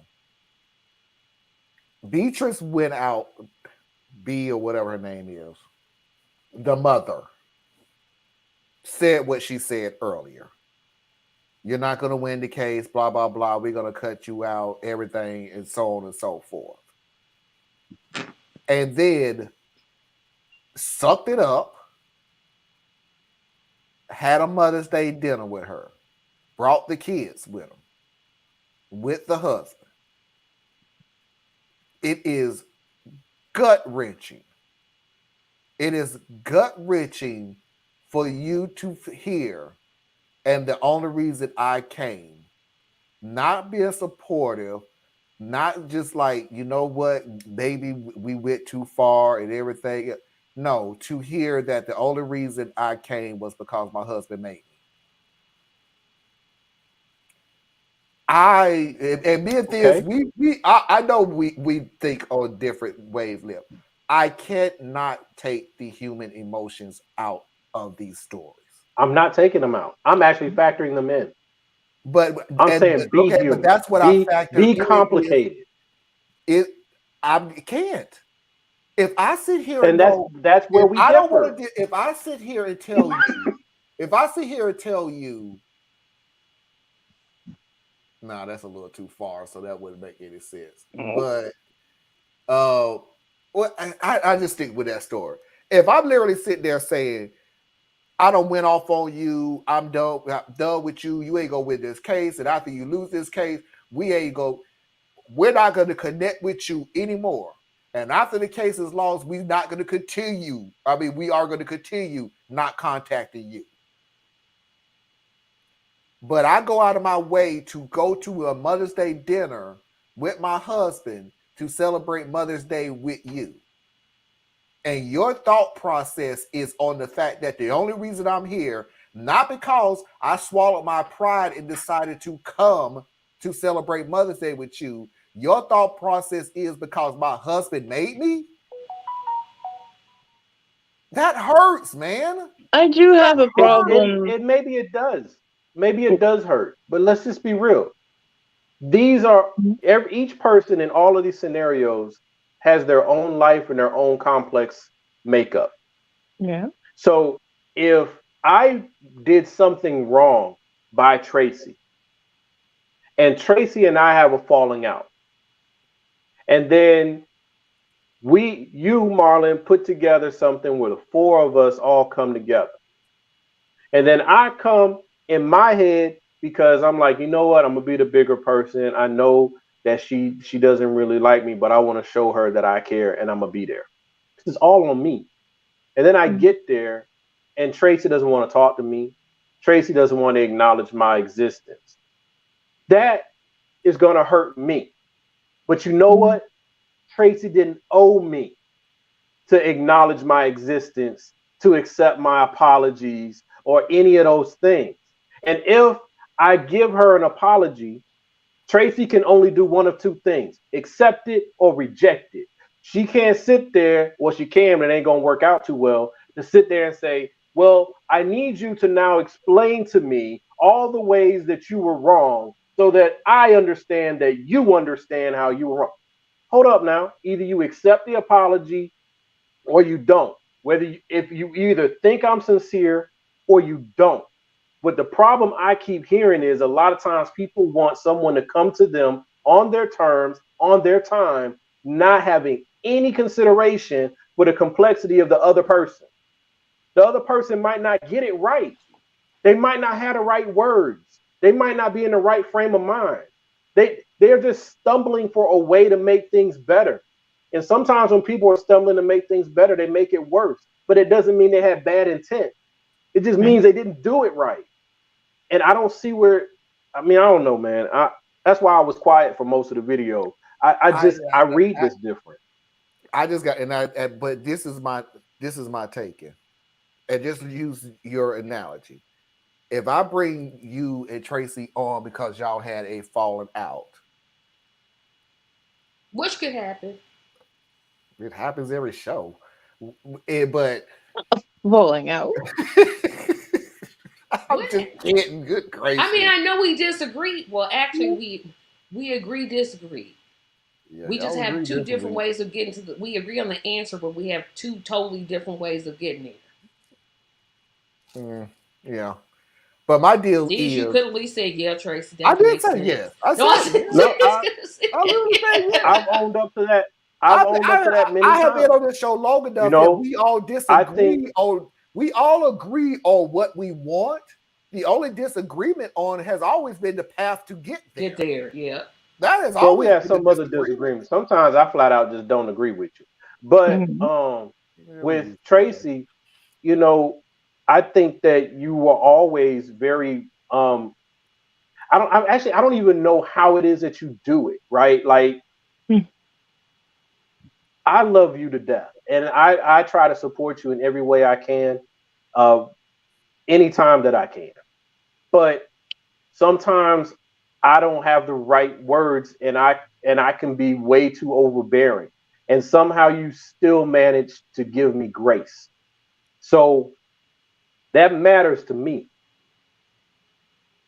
So that's why I struggle sometimes when I'm listening to y'all, because I'm like, where is that grace for other people? Right?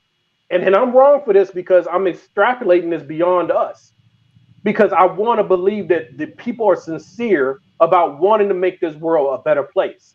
But I'm not feeling it. I don't believe that shit because I keep watching people say out their mouth what they want is a better world and then do the exact fucking opposite. And it's really starting to wear on me on a personal level.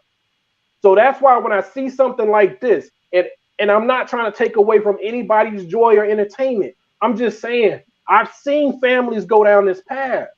And there's nothing good that comes from it. So forgive me that I see it a whole different way. I can't ride with you and burn it all down. because there's some shit that needs to be pulled together.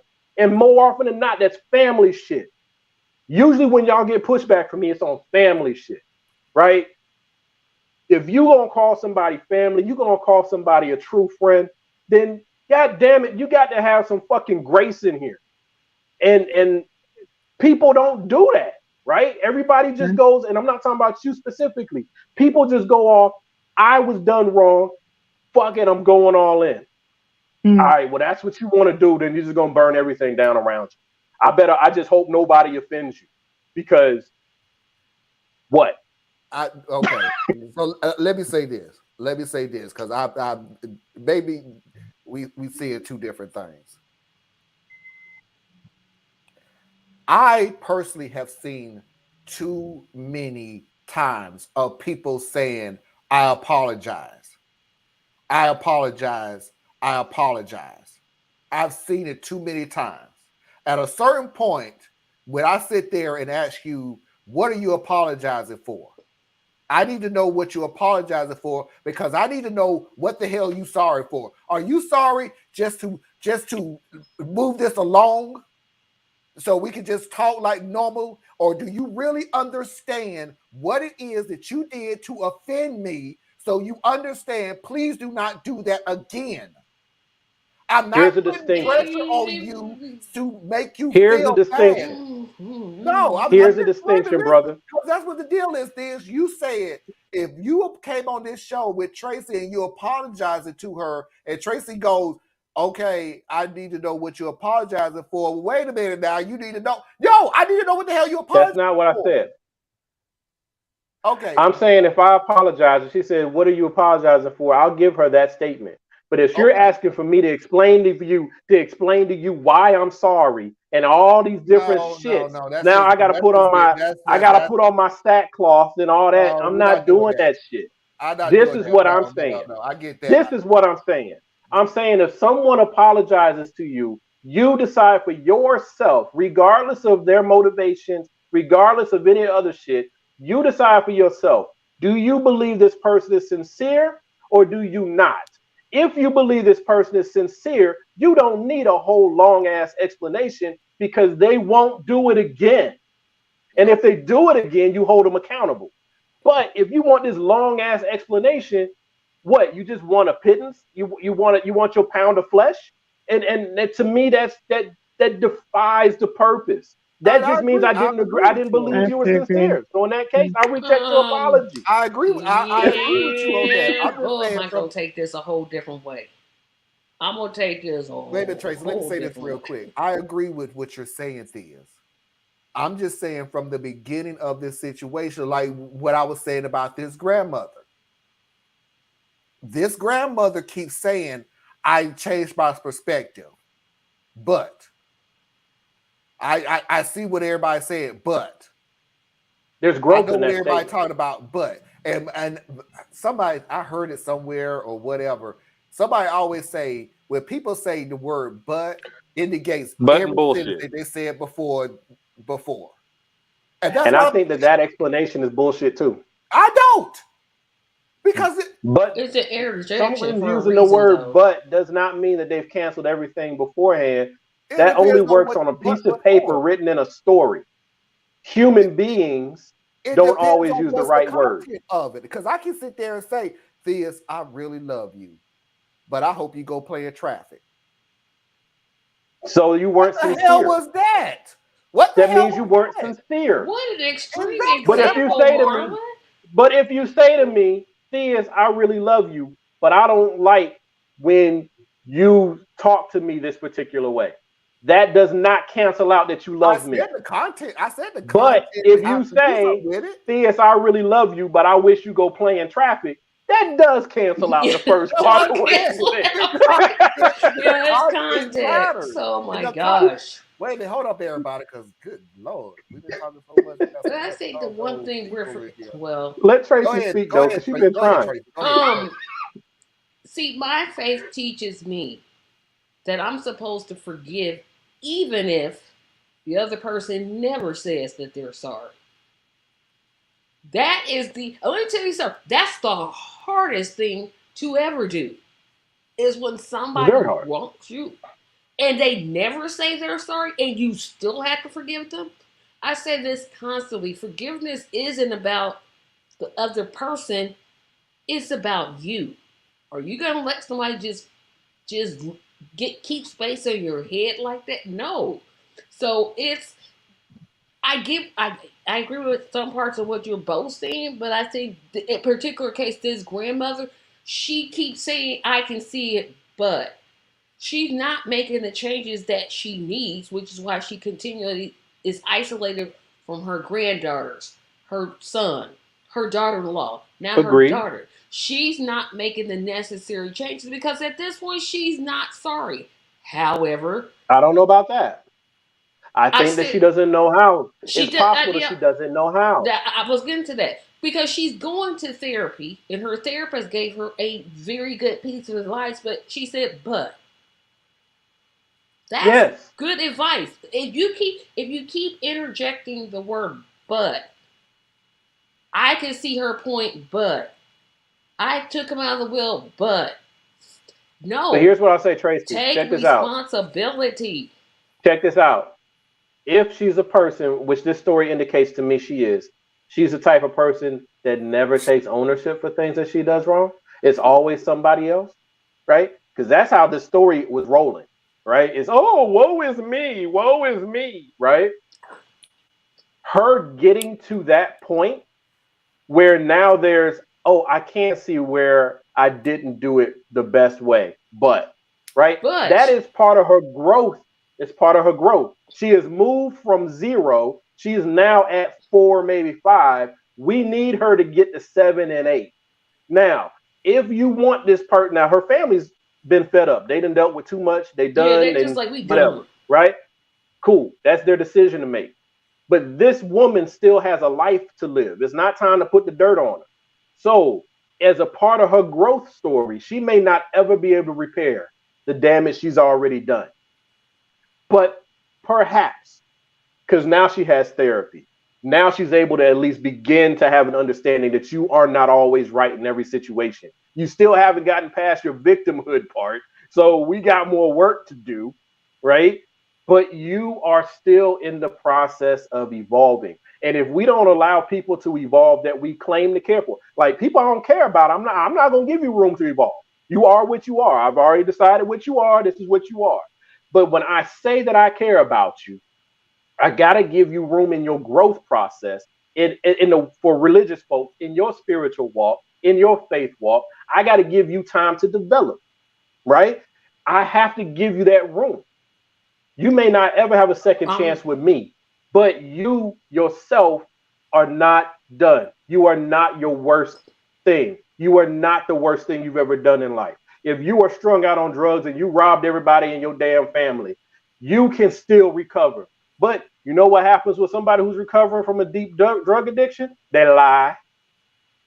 And they do this thing called relapse. And that's the whole point of what I'm saying is what I'm trying to get at. As long as until she makes up in her mind she's not going back, she's gonna keep doing this, but do you give up on her on the way? I didn't say give up on her. I didn't say give up on her. I never said give up on her. But y'all were hanging up on that term with the butt thing. And the point I'm making is if she's on her growth arc, there's 2 things that can happen. She can say better than what she used to say, but she still uses that butt thing, which personal responsibility. Right. So she's not there yet. Okay. But you still say, you know what? I just can't ride with you because you say all this and then you followed up with but. You don't even mean what you're saying. So the other person is still a person. So they sit there and they say, okay, I'm still got to protect myself because everybody's number one thing is going to be self-preservation, generally speaking. So now, do I continue to put my hand on that hot fire? Do I continue to go to the people and beg for forgiveness and constantly say how I want to do better? And every time I don't quite get it right, they throw that in my face? Or do I just go ahead and go back to being how I was? Because at least how I was, I had some happy days. You know, it's like... Yeah, I mean, I've had people come up to my face and say, I beat this horse. You should have known. You should apologize. And of course, me being stupid, I ask for what? Because sometimes I say offensive things. I don't know I'm saying them until someone points them out to me. Well, you should know why you're sorry, but I don't know why I'm sorry.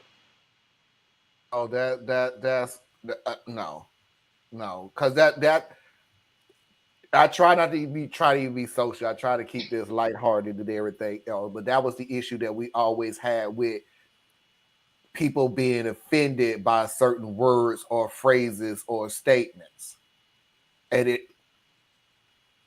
it bothers me so much because me and Theus had that the talk on our Friday night guy show that the guy was what he was saying may be on track. It just needs a little tweaking on his perspective of things.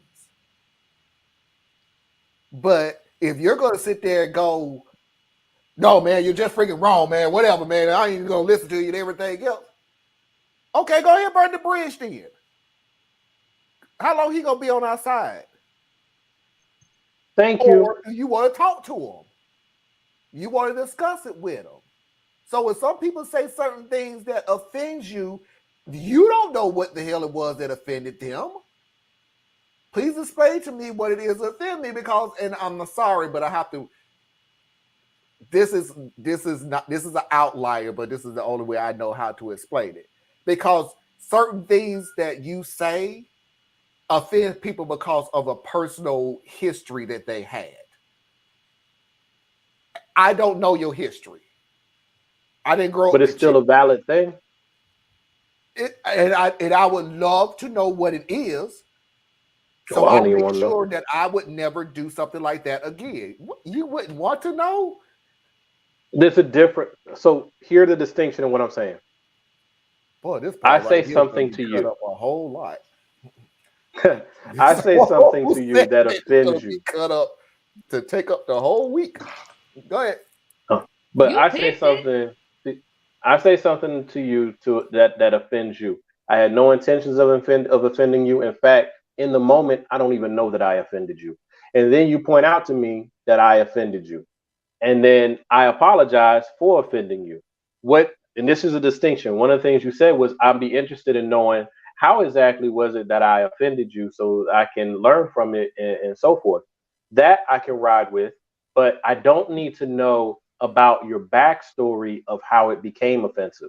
All I need to know is I use the word crazy, and that word is offensive to you. So for you, I will do my best not to use that word. But here's what we're going to have a problem with, because you guys have heard me say this in the past. This is how you turn allies into enemies. When I come to you and I say I'm just using the word crazy because to me, you guys know the context I'm coming with. So I'm using that word. So I come to you when I say something like, yo, what you're saying is crazy. Like, I'm not saying, oh, that's crazy. No, what you're saying is crazy. And then it's like, for you, in your past, you've dealt with bipolar issues. You've dealt with any number of different things where people have picked on you and misused that word in a way to hurt you. So when I said that word, I triggered all that shit that's back here, right?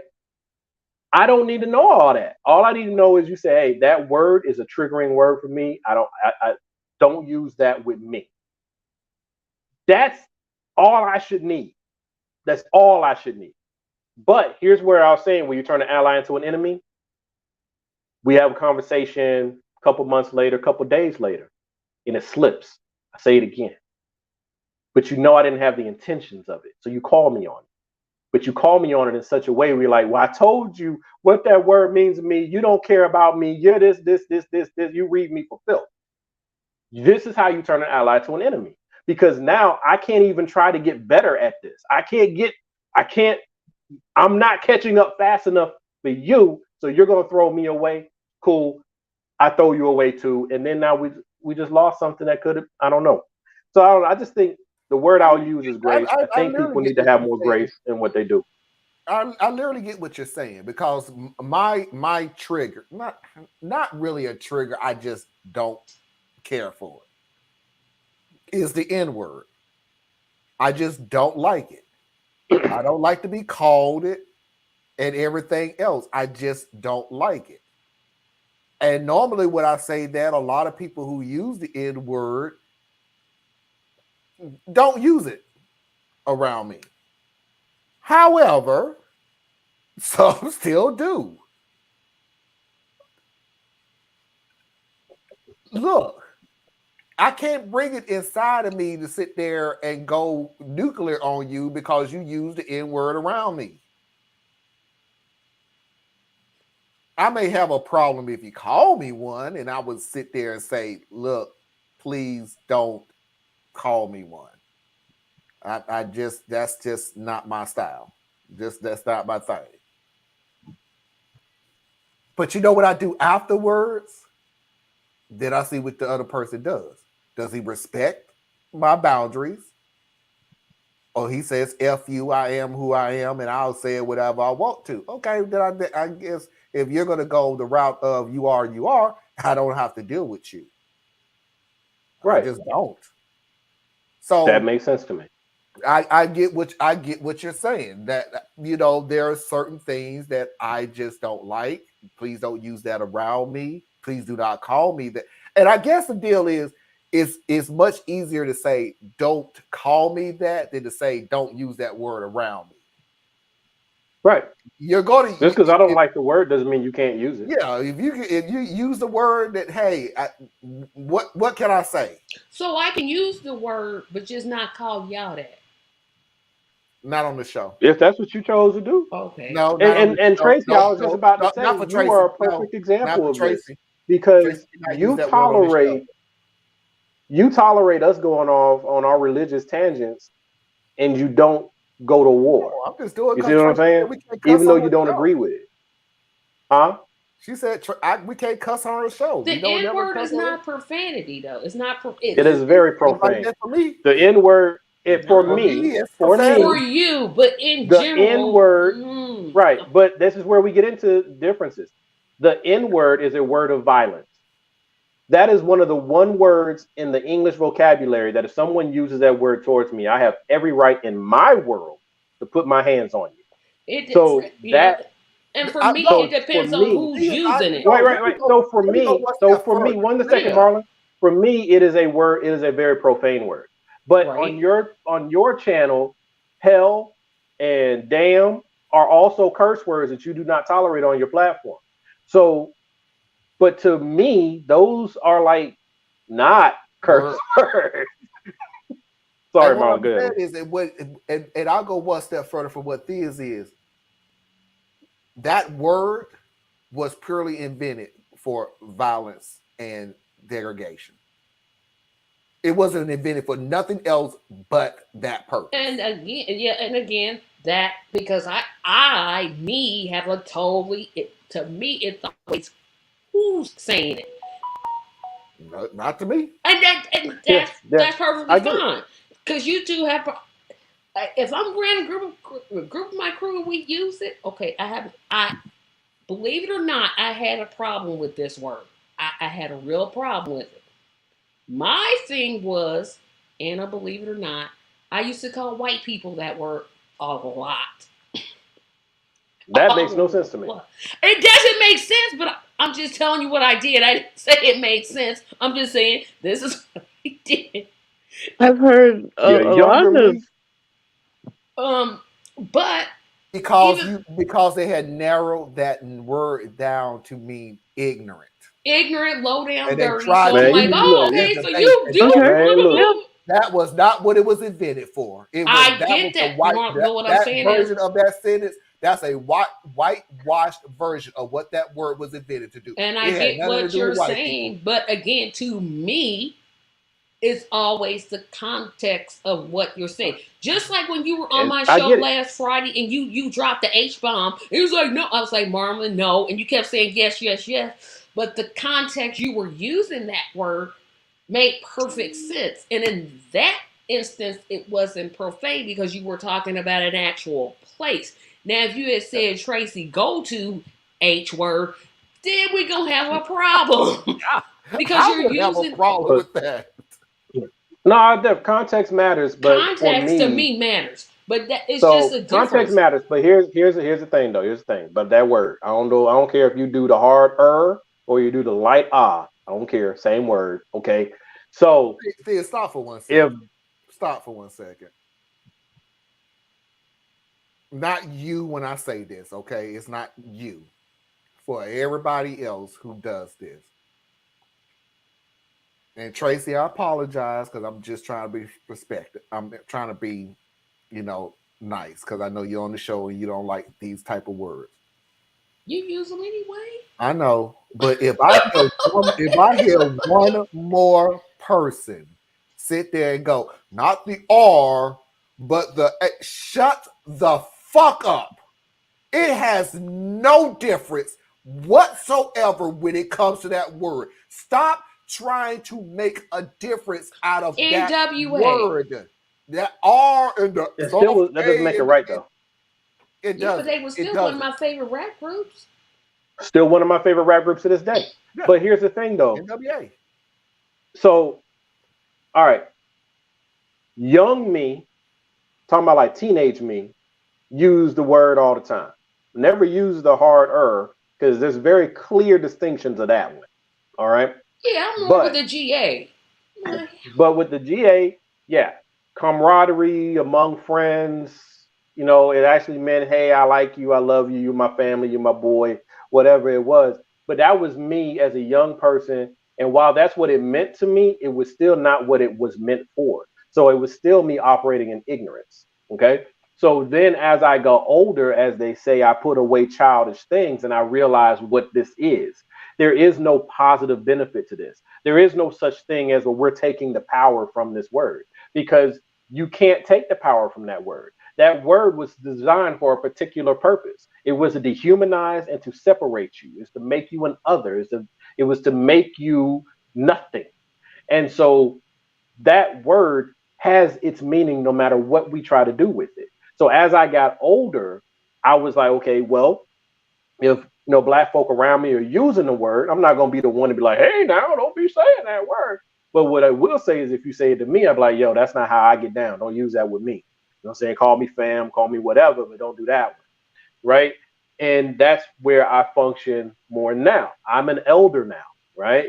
So as an elder, my job is to carry myself a particular way so that this is what I want to see the young people emulate. I have to be that thing I want the young people to become, even if they're not there now. Right. So I can be with a bunch of young brothers and they could be using that word left, right, and center. I'm not going to correct their speech. What they'll notice is I won't use it. What they'll notice is I use different terms for it, right? And then, like, for example, the B word. Black women never tolerated that word growing up. Never tolerated that word. Now they use it interchangeably like people were using the M word. So, but I won't cross over there and say that because I'm not a woman. What I was going to point out from what your description you had said was how you would sometimes call white people that. No, I don't understand that. Yeah, okay. I don't understand that because this is a what's the word we use? Assumption. It's an assumption. Because the only black people I've known who have used that word towards white people are black people who have gotten way too comfortable with some of their white friends. So they will say that to their white friends. Because I'm using it in the context of ignorant. Yeah, you ignorant, as a negative. low down. Yeah, I'm using it as a negative. All right, so you're using it as a negative. So then that's great. That's very good. But I've known black folks who like give their white friends a pass and they use it back and forth. No, and I wasn't giving that white people passes. That would never ever happen. No. But then at the same time, though, now since I am using it as a negative, I certainly would not use that towards a white person because now I've just entered this into the fray. Right. I've just put this word into play. And so now we're going to start exchanging expletives back and forth on who can insult who the worst. And then I did this to someone who's very close to me here recently because they used that N word. And I didn't think the word fit for what they were talking about. So I was like, why did you choose that word? All the words. Why did you choose that word? And they said, well, it's because it just means ignorant and uncouth and stuff like that. I said, well, why didn't you use those words? You chose to use this particular word for a reason, right? And people start getting squirrely when you start doing that. But I'm like, really, stop and think. You know all the other words. So why that word? It's very similar to when we're on your platform and like I want to use the word damn, right? Because to me, damn means I didn't use one of the harder words. And I'm like, no.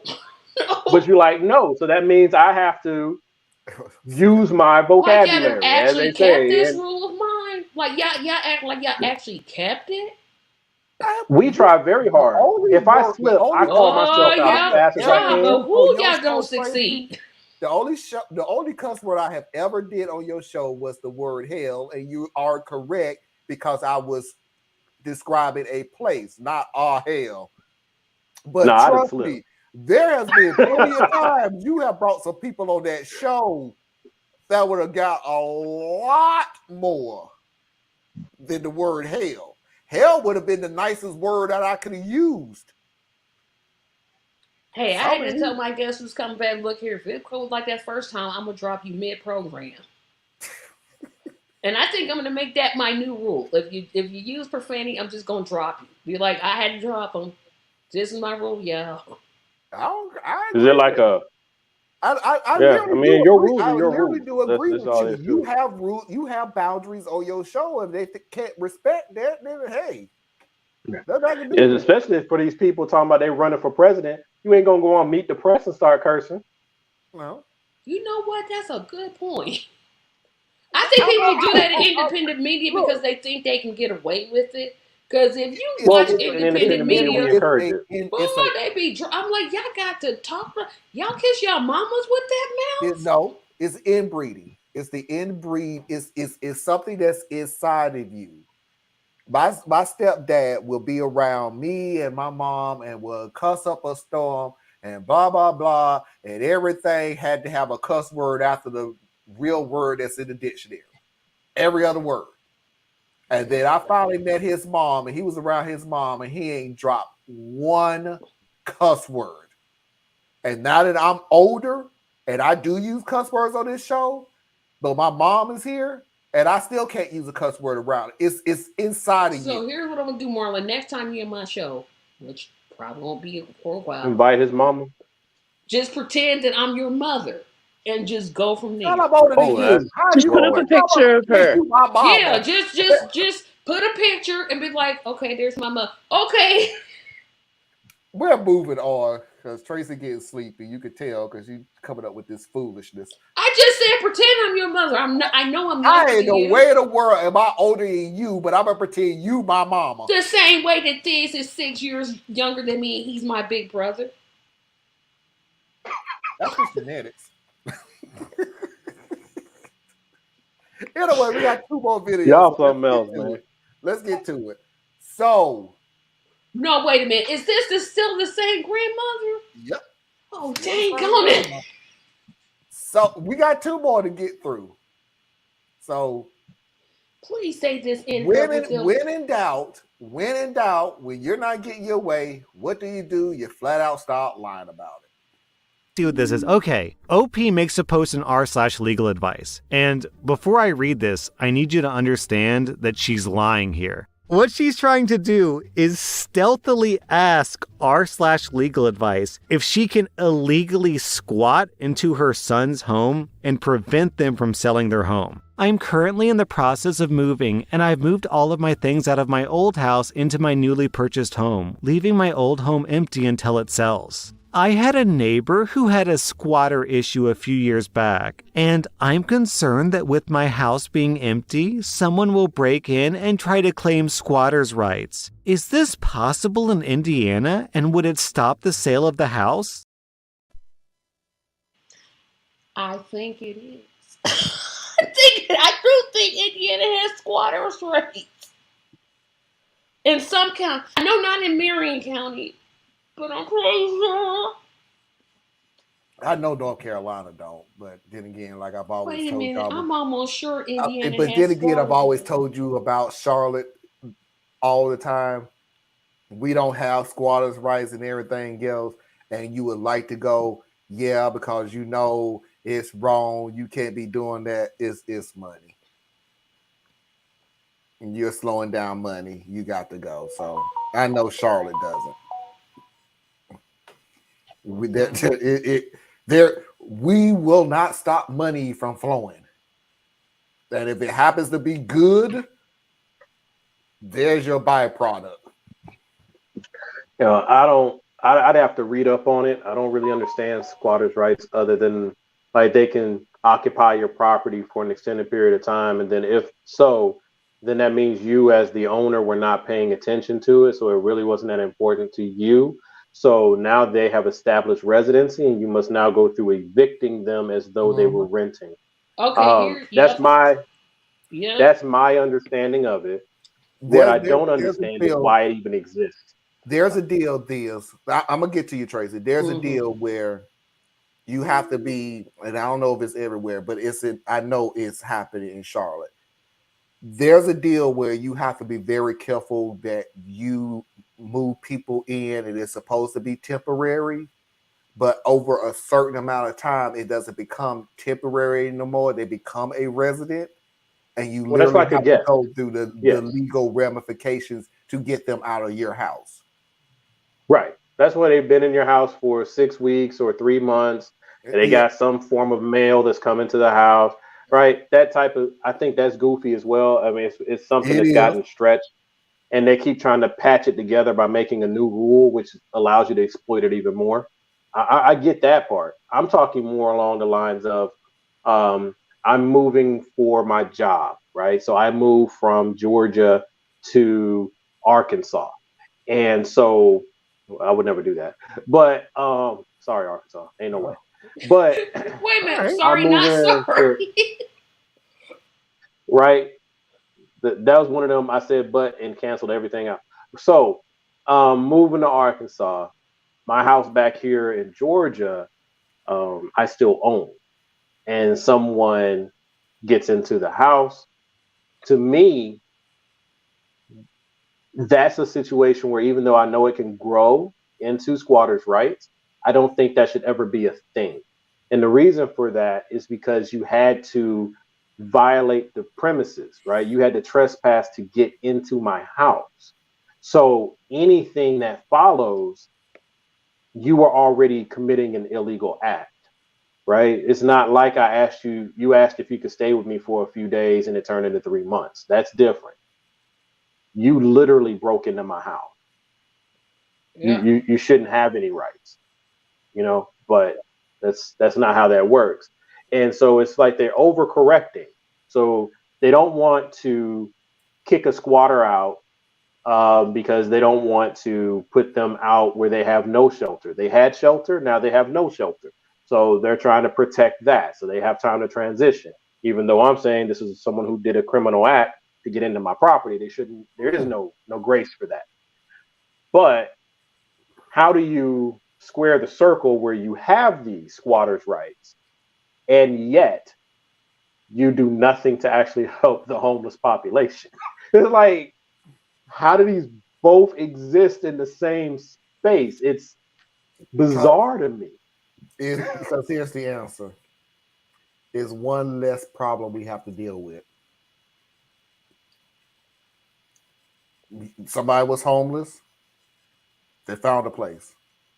Now you're going to have to go through the traditional system with more money for the courts to get them out. That's it. Tracy, go ahead. Okay, so Indiana does have a squatters' right law, and I'm just going to read it because I knew we did, but there's some conditions. So in Indiana, a squatter may gain legal possession of their land if they can prove continuous use and maintenance of their land for 10 years or more, as per the Indiana Advanced Possession Statute. However, the statute stipulates that specific properties, such as those owned by the government, are exempt. Indiana indeed has a squatter's law. If you have the ability, if I'm not on Thea's, you preach this word. If you haven't paid attention to your house in 10 years. I knew we had one, but I was like, I'm sorry. I can't even feel sorry for you absolutely at all. Here's where 10-year squatters' rights makes sense. Yeah, it does. And this is unique because you got to think about Black history in America. Okay. So no contract was written. You were just allowed to live in this property. Or you thought you owned this property. It was sold to you, paperwork and everything, but the person who sold it to you did not have the right to sell it to you. So you're in this property. So you've been here for 10 years as a home. Like you're paying bills, doing maintenance, doing repairs, and all that, and you have a legitimate, fair expectation that you are supposed to be here, then that's where this would come in. I just think you need a different term than squatters' rights because I'm not squatting, right? Maybe I don't know what the right term would be, but it ain't that, right? But that's a very real thing. Like for example, I knew somebody, so family out in Mississippi, and family been on this land for 30, 40, 50 years, something like that. Long time, long time. And they thought they owned it, but they didn't. They owned the house, and the house was sitting on someone else's land. So what they did was they leased it, but they didn't know they were in a lease, because that's what they did to our people, especially all across the South. It wasn't just Mississippi, but across the South, where you think your family owns this land. You don't own it. You own the structure that is sitting on the land, but the land was never sold to you. So they can evict you at any given time because you're on their land. It's wild. All right, everybody. Please don't. Please say that was the last one. Please. No, that was the last that we will hear from her. Oh no, there's more. No, it's not really more. Oh. We're just gonna tie this up in a nice big bow. Thank you. So, I love this reply from Tilful. It's bad. It gets worse. Then it gets worse. Then, geez, does it get worse. Then, when you thought that it couldn't get worse, it gets worse again. What the actual F? She is spectacularly unhinged. Man. Unhinged doesn't even begin to describe this lady. This brings us a really good circle. Brings us back around to the beginning where Anna and I were talking about. If this lady, like I'm painting it as she's immature and selfish. That's how I'm painting it. That's the way I choose to take it. That's the way the story has evolved for me. But if this lady truly is mentally touched in whatever way, the whole story should change as far as how we absorb it. Because a person who is dealing with, what's the term, Anna? It's cognitive disability, or just cognitive dissipation? It's not that. It's like where you dissonance, cognitive dissonance. No, that's different. No. But you have a normal pathway and you have like a different pathway, right? So people who are operating on a different neural pathway, whatever, neurodivergent or something like that. Okay. Right. So if a person is truly neurodivergent, which is just another way of saying they're dealing with mental health, their view of the world in particular cases, depending upon what their diagnosis is, their view of the world is not following A, B, C, D, E, F, G, like some of us would interpret it. In which case, this lady is acting logically for her, but for her, things go A, D, F, P, right? They're still moving in the right direction, but they don't move in the order that we're used to. So in that particular case, if this woman, because that's how this thing wrapped up, if this lady truly is dealing with a mental illness, I think that once again means you should bring some more grace into it. That doesn't mean the family has to deal with it. They don't have to. No one's required to deal with you and your diagnosis, but that it exists should paint how the story is absorbed. Yeah. All I'm asking is this, and I'm speaking to the grandmother. You have a psychiatrist. Please not only talk to her, please listen to her. You're not right. And I'm not talking about you're not right in the head. No, I'm literally saying your whole everything that you're saying is not right. But Please. is it though? Let me finish. Please listen to other people who have your best interests at heart. I want families to be families. I lucked out. I really did. I lucked out to have a good wife. I lucked out to have a good sister-in-law. I lucked out to have a good brother-in-law. Lucked out to have a good niece and nephew. I lucked out to have good kids. I lucked out to have a good mother-in-law. I literally hit the jackpot because one of them could have been out off their rocker, and none of them are. I don't know now. My sister-in-law kind of like, I'm just doing it because she was watching the show, so I'm just messing with her. I could do that. She'll cuss me out next week anyway, so it don't matter. But I lucked out.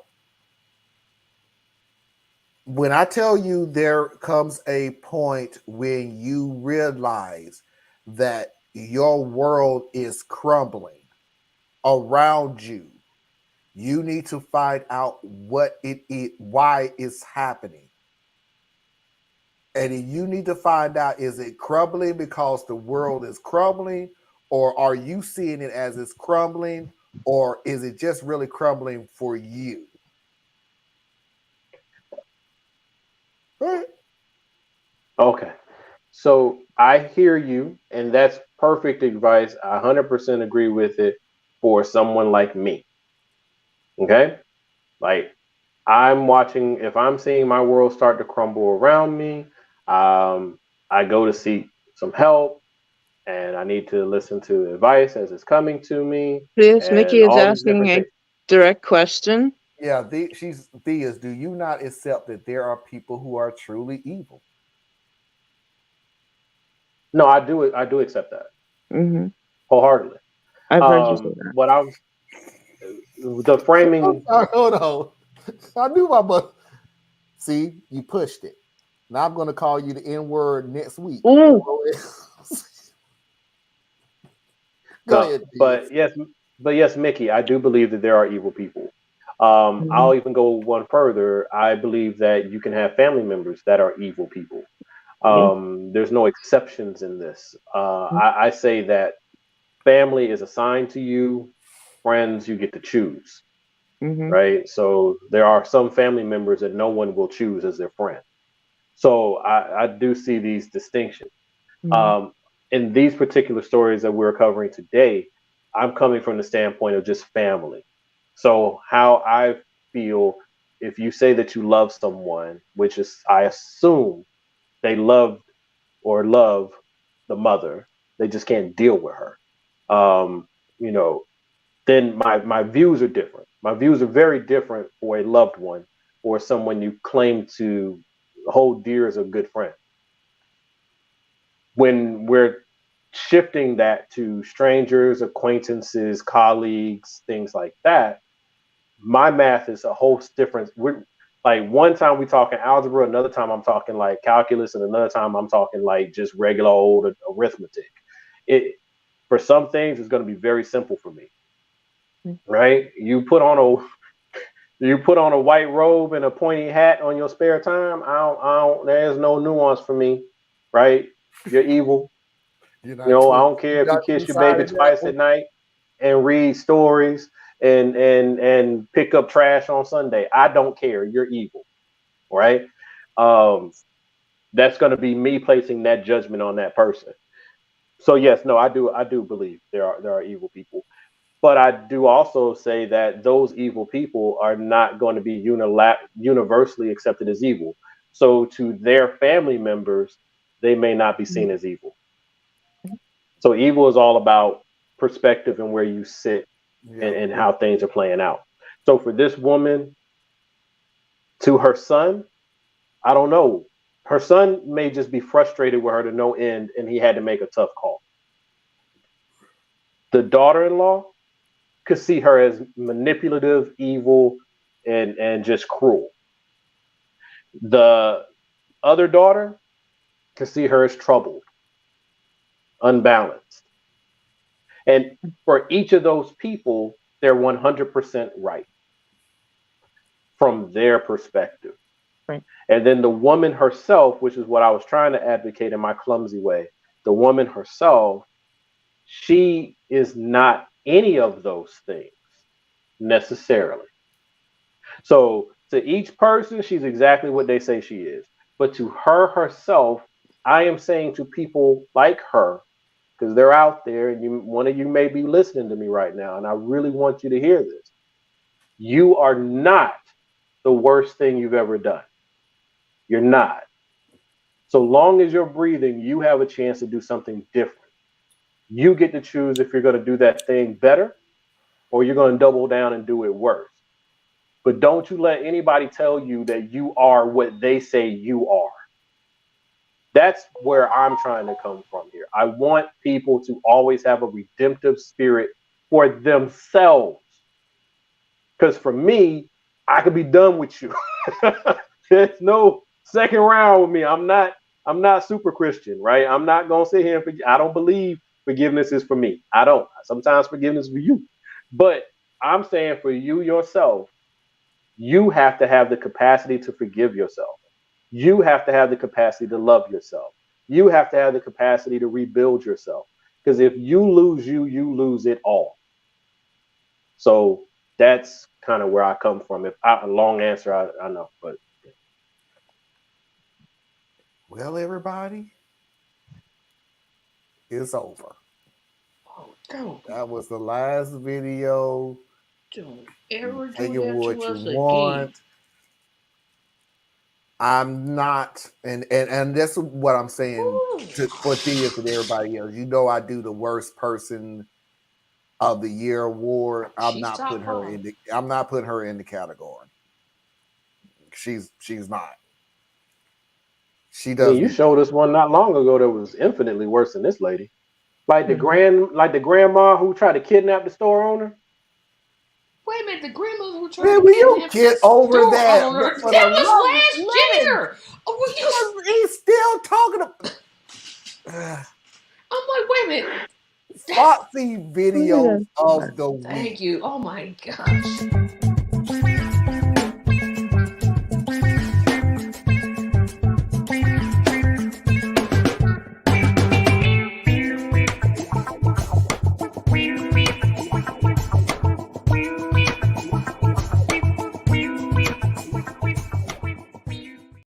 This show could be on for like 10 years and Thea's gonna still talk about that. Still talking about she kidnapped them. Oh, come on. Because that was a bad woman. Life, man. That was a bad person. That person was evil. That was a bad person. That was not a bad person. You just don't like good stories. Make it make sense. So I just want to make sure I'm following the thought process here. So to be clear, a policy with the intent to begin to atone for the centuries of slavery, followed by the decades of explicitly legal discrimination, followed by the decades of systemically implicit discrimination, which prioritizes black people and communities with admission to prestigious and overwhelmingly white and or legacy colleges, that is now unconstitutional discrimination. On the flip side, I don't like gay marriage, so I should be able to deny service to a protected class of my hypothetical customer base because it's my sincerely held religious belief that LGBTQ plus people don't deserve to enjoy the same civil rights as the rest of us. That's now constitutionally protected discrimination? Definitely a sign of a good and cool country and not at all an extremely failed experiment.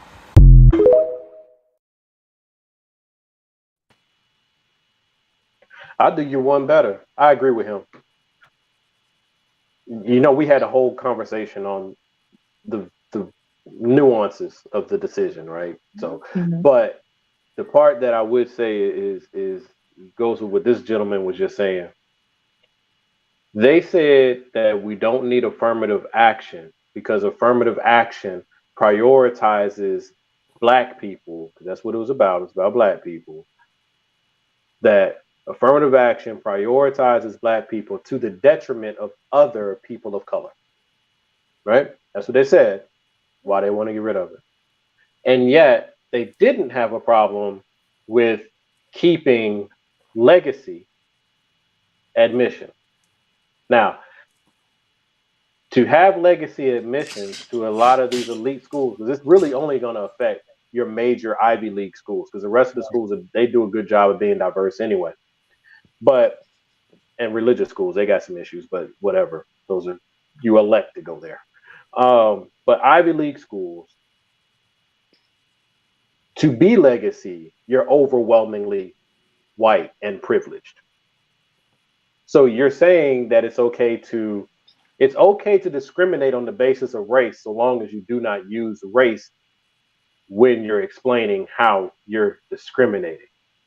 Right? We're going to take the trappings of racism that made it so that legacy works for white people, but we're not going to say white people, we're just going to say legacy, because that just means you went to school here when only white people could go to school here. And then on the other hand, though, we got to stop letting black people begin the process of acquiring access to legacy, because other minority groups are not getting a chance to establish legacy, even though they are. It's wild. So wild. I'll do you one better, Theus, because I didn't hear about the legacy thing. I did hear this one part. One of the things that one of the judges written. We're getting rid of affirmative action because schools should not choose their students because of their race.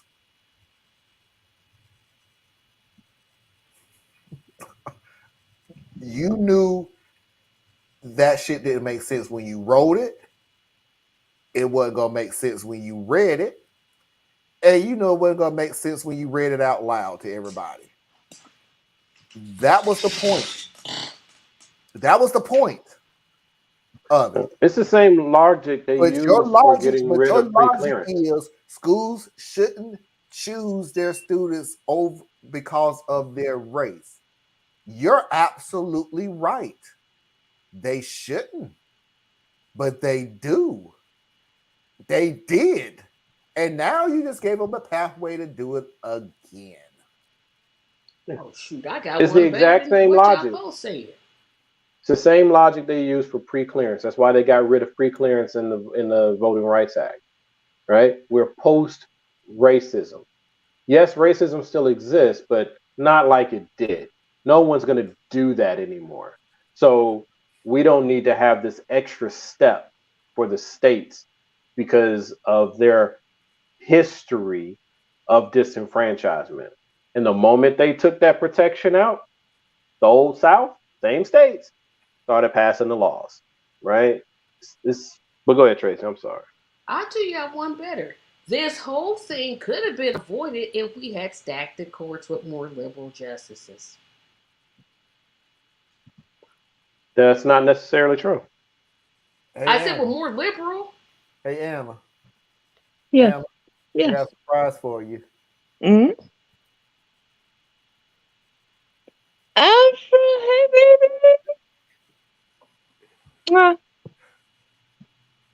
She is back. Or when your Black affirmative acts come through. Parker is what? Parker, you and my mom do something that irks the crap out of me. I know I'm going way into left field when I do this. But I told mom, so Tracy, you can't even say you won't tell that to your mom. I literally told this to my mom in her face. And ran when you said no, I didn't. No, I did not. I said my mom can look at a TV show, a movie, whatever, and it's a horror movie, and the house is burning, and the monster is rolling through and chopping off heads, and heads are rolling down the stairs, and blood and guts are all over the place. And I'm going to tear up my TV. and everything else that's going around, and you see all these flames and people yelling and everything else. My mom, I was assuming, was the only person on the face of the planet would go, those are nice curtains. Like, why are you? She's paying attention to detail. Be glad you got your mama. Just be glad. I love the crap out of my take mom. it from somebody don't got hers. Telling my mother is not only my mother is my second best friend. Foxy is obviously my first best friend. Foxy is my best friend. No, I said you better have said your mother was one of your best friends. Tracy, me and I'll tell y'all the stories later. Wait a minute, what? I'm auditioning for a horror film tomorrow. Really? Please tell us how that goes. Good luck. Break a leg. What monologue are you gonna read? Oh, listen. What monologue are you gonna read? Now I want to know everything. Tracy, she black. She the first one to die. What are you preparing? That's not true. And yes, but I feel like the character I'm reading for would say that. It would. It's just like. Because I forgot it's not a stage play. A stage play, you prepare a monologue. Movie, you just read what they give to you. Y'all remember that. Complete difference. I'm going to keep that thought in my head for the character. No, please don't do that.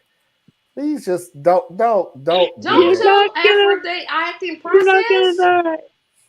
Don't do it. You will.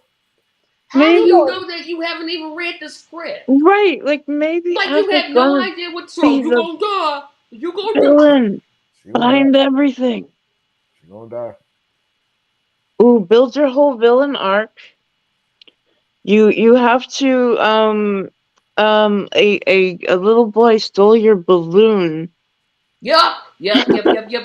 And then years later, you started to date him. Yep. And then you knew that she didn't know or he didn't know. So just build the whole story. Check out last week. Super big sense. You don't want to pick out this mess to bring us. We gotta have some kind of funny stuff. Yeah, because in my head I'm like, Marlon, this your fault. Yeah. Anna, I cannot believe you turned on me. I thought we had a bond. Tracy, I can see Tracy saying that. I can see Tracy saying something like that. Anna. It was sure true. Could. It was bullshit. But Anna thought of it first. There are some times when a really ridiculous story will bring about a beautiful conversation between the four of us. That wasn't one of them. No. Except when Thea's go get all emotional and wrapped up and stuff. All right, I'm just a big old teddy bear. Just a big old teddy bear. And I'll rip your face off. But I'm still a teddy bear. This the teddy. He's the Chucky of the group. He's the Chucky of the group? Yeah. The doll that kills people. Okay. When you first look at it, it's cute and cuddly. Chucky's not cute. Chucky is not cute at all. No. That was the point of the original movie. Yeah, his whole point was that he looked. He wasn't cute to start off with. He was ugly. That a little ugly doll. Guy was that nobody thought, oh gee, you're just a doll. Let me just put a trash can over you and this whole movie will be over with, but oh well. No. Sorry, the original movie was a cuddly doll that every kid because he's your friend to the end. And then until he kills you. And nobody remembers he's a doll that you could literally put a trash can over. Well, that was the point of the movie. A trash can could have took care of him. No, it couldn't because I don't think so. He moved too fast. A tin trash can, he would have cut it. By the time he cut it, you just blow him up. You do realize that the doll moves. You put him in a trash can, he gets out the trash can, then he kills you for putting him in a trash can. It's the point of the movie. I never saw the movie. Trash can I just heard about it. I literally have never seen it. That movie was That I've, movie not, freaked me out as a kid. I It had to never did. go It back and did. watch that. I've never seen one Chucky movie, but I'm not a horror person. I'm not And a not. horror person. Yeah. I think the don't. only I'm not a horror scary person movie, but I watched that one. I did I ain't. the as a only one kid. I've ever watched is Carrie. That's like the only horror Mm. picture I've ever watched, ever. It was And see, Carrie. with Carrie, I Remember don't that remember it very Carrie well, but I never ended up scared feeling me. That bad was the for her. most overrated scary part And of the it wasn't movie. scary. I'm Mm. like, this ain't It scary. was not scary to me. It She's was like, just, okay, you set the whole place on fire. I get why you did it. yeah, I so honestly did. they I kept get making the fun of her. point She of was why you bullied, did it. and she got back at him. And the most, Yeah, but that wasn't okay. scary. It was like y'all. And what was that one where mean. the car became a person? Christine. Okay. Christine. I actually like that movie. I don't know nothing about that one. I don't know. I like Christine. A lot of people like that movie. LOL. I was talking to my grandmother and she was cracking up at y'all. Welcome, Grandma. Grandma. Halloween is a good one. Never saw a Halloween movie. No. I did I like don't the like Halloween movies. I don't I like horror did. movies, sci-fi movies, The deepest I Can't. got and on adventure two of movies. them was Friday the 13th. I watched. It's the same See, story. Those were Four- silly. it I was very watched 4 of the similar. Friday the 13th. I watched 3 of the Nightmare on Elm Street. Same story. Don't go to Nightmare on sleep. Elm Street was fun because it was funny. He Yeah. had fun killing people. Yeah. Jason I remember that. was. I never could really get into Jason because it was funny because it was so bad. Yes. And Halloween was just I never watched the Halloween. I've scream never seen before there was Halloween, so I scream. don't know what it's about. It was scary I don't in watch its own horror. way. Here's You're why dumb, predictable. Friday the 13th is the reason why I don't watch horror movies anymore. The reason why I don't watch horror movies anymore is because you have to be a blithering moron to put yourself in a situation where your ass got killed. Let me explain They what just I'm went saying. to camp, Marlon. You saying Let me kids explain what can't I'm go to saying camp? before you jump in this, because I knew you was going to jump in. Friday the 13th, the first movie, I get you. Understand it completely. It caught you off guard. Everybody dies. I got you. Agree with everything on the movie. Let's go to number 2. Number 2 of Friday the 13th was the fact that you never caught the killer of Crystal Lake. That means the killer was still out. So now it's summer. Where the hell are we going to go? Let me figure this out. I know what I want to do. Let's go back to Crystal Lake. Fuckers, I'm sorry what happened to you, but why did you put yourself in a situation where you don't even know who the killer was? They never caught the killer, and you decided that you want to go out there. And by the way, you Nimrod little parents out there who agreed, let me send my teenage kids out to the woods of a Wasn't killer. there supposed to be like But then time between? The 57 sequel is what got on my nerves. I'm like, well, y'all come up with something new. How many of these are we gonna keep doing? Like, that's what gets on my As nerves many about that horror keep making movies. money. Because here's the reality. Thank you, Anna. Because here's the reality. You gonna pay for it. No, I'm not. I don't go. That's why I don't go to movies. They're all the same. It's either a bad reboot or some stupid Nowadays, I never want to especially. see. Oh, or I swear the way they do movies now, the way they do movies now is I'm no gonna go new see idea. I'm gonna try to see the Barbie movie. Are you? Yes, because I grew up. I had Barbies when I was a little girl, so I'm like, I want to go see it. So you just want to go be disappointed? Because I guarantee everybody gonna go see it, and they're gonna come back so disappointed. But my daughter's gonna go watch it. My wife decided she's gonna take her to see it. So hey, whatever. I don't care. You like? I'm so tired of the messed up movies. I know that I heard of the movie. I've never watched it. I like Insidious. I thought that was a TV show. No, that was a movie. I just like comedies. If I could just get comedies all the time, I would be happy. Why is Afro scene? Yes, J-Lo movies are some of the best movies ever. Who said something about J-Lo? I said something about comedies. If you hear me, J-Lo, I love you. You do great movies. Because numbers are right on top of those. It's really easy to. The 3 is right on top of the E. It's so easy to. The Barbie movie, yes. I'm going to try to see it. I've never had no desire to go watch a. You didn't have Barbies growing up. I had Barbies growing up. I had the and I don't house. have any desire to I see had the house, the this. car. I had I all her had the. careers. She was a Ooh, doctor, a you I didn't lawyer, have rich. that an much. No, Yeah, she architect. couldn't hold no. down a See, job. She, You rich. Wow. Yes. You rich. I You the dog, think the I house, had like the a car. soda shop. I think that was it. so yes, I did not want to go see that.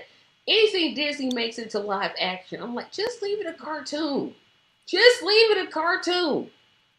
I You did want a not want to dog? I see the agree with Lion that. King You want Yeah. and a see you want a Beyonce's doll house for your non-active dog? behind in it. Oh gosh. You want a doll house for your dog? Here, let me go in this closet and see if I can find me some shoe boxes. And you can Hmm. go ahead and design you a doll That house, makes a a great dog. city, and everything else, honey. You Hmm. make you a water tower and do I've all done. that stuff. But I what But have the I'm not made house gonna was do, better castles because you had to and buy the the shoe furniture. You boxes, had to design old the toilet paper house. rolls, You paper bought the towel house. rolls. No, that you bought the house and the Gemma. furniture that went into the house. You didn't just buy the yeah. Barbie. You had to buy the house and the car and all the outfits. That's how you grew up. Well, we grew Yeah. up like my some of my friends had like the GI We Joe didn't have play that sets. money. No, I had GI Joes, and then from there I had shoe boxes, pillowcases, whatever was in my room became the set for whatever today's exploring adventure is gonna be. Wasn't no, mm, that's nice. But I'm not begrudging you that you had a well financed childhood. That's a good thing. No one had to save You up know, for it. I mean, we bought our toys from the Hmm? Goodwill. They I can got do, yeah, they can.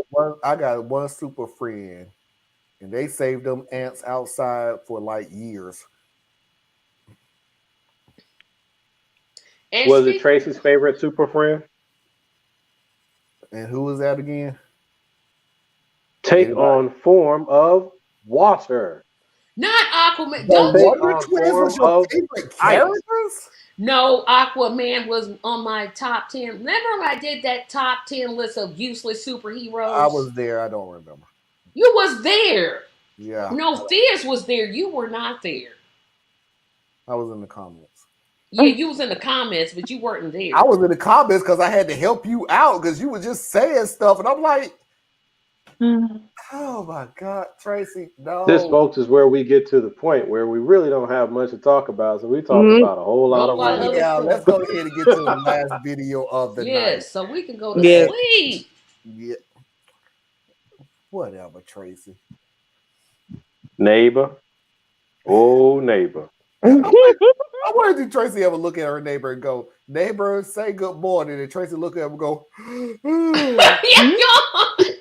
Oh boy, I was I yawning saw last last week. night. I was yawning so bad last week. I'm like, oh my goodness, why didn't I sit in the back? "Oh, that was." Mm, Let's get to the last video of the night.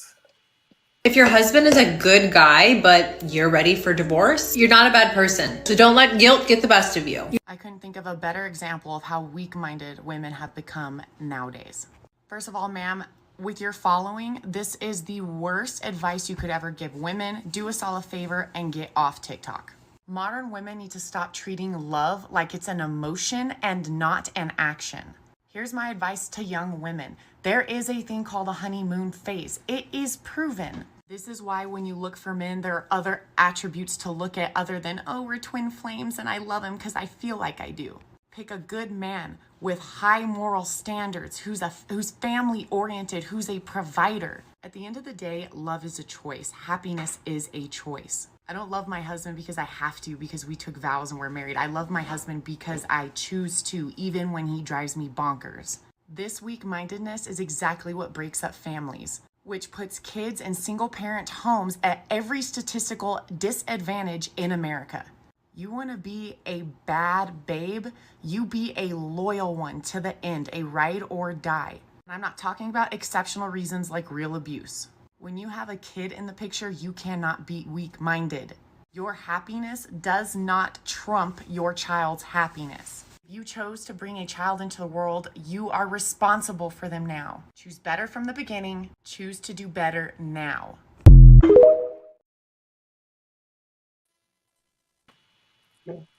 That's part of the message I try to tell people. It They don't should. want to listen. So. I agree with everything that lady said I up don't until the want end. to, but okay. I agree with everything that woman said up until the end. What was it that? Like I try to go ahead. Go ahead. Here's the deal. People these days, Oh Lord, old man statement. Old man statement. Okay, this is an old man statement. Okay, fine, it's an old man statement. Back in my day, you kids these days don't want to work on your marriage. Women knew their place. No, that's oh my Tracy, come that's disgusting. You know men have said you know how many men have said that to me? Oh my goodness. Here's the deal. Buying home mentality. Yeah, but those men that you actually think are worth a damn. But that's my point. And did you hear all the statements from my mentality the grandmother? has always been you fight all the way until the end. Now, when people hear me say that, they always think, oh, well, just fight to the blah, blah, blah. I'm like, no, there's an ending. You should know what the ending is. If you put in the effort and there is nothing coming out of the effort that you put into it, there's your end. But if I ask you, what did you do to do A, B, C, so to get what you want, and you say, I didn't do nothing, what did you think was going to happen? What did you think? So are you complaining just to complain, or you're talking and everything else? Please don't look at me and go, do you have any advice? I can't give you any advice because it's already passed. Mm-hmm. There's no advice I can give you. Whatever the situation is, you fight until there's no fighting to give.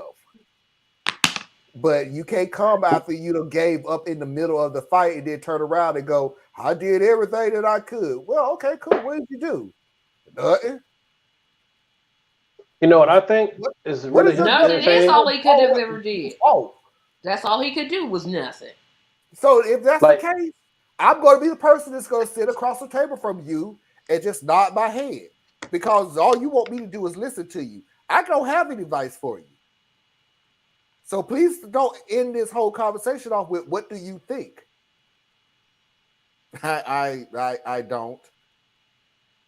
I can't help you with something that's already over.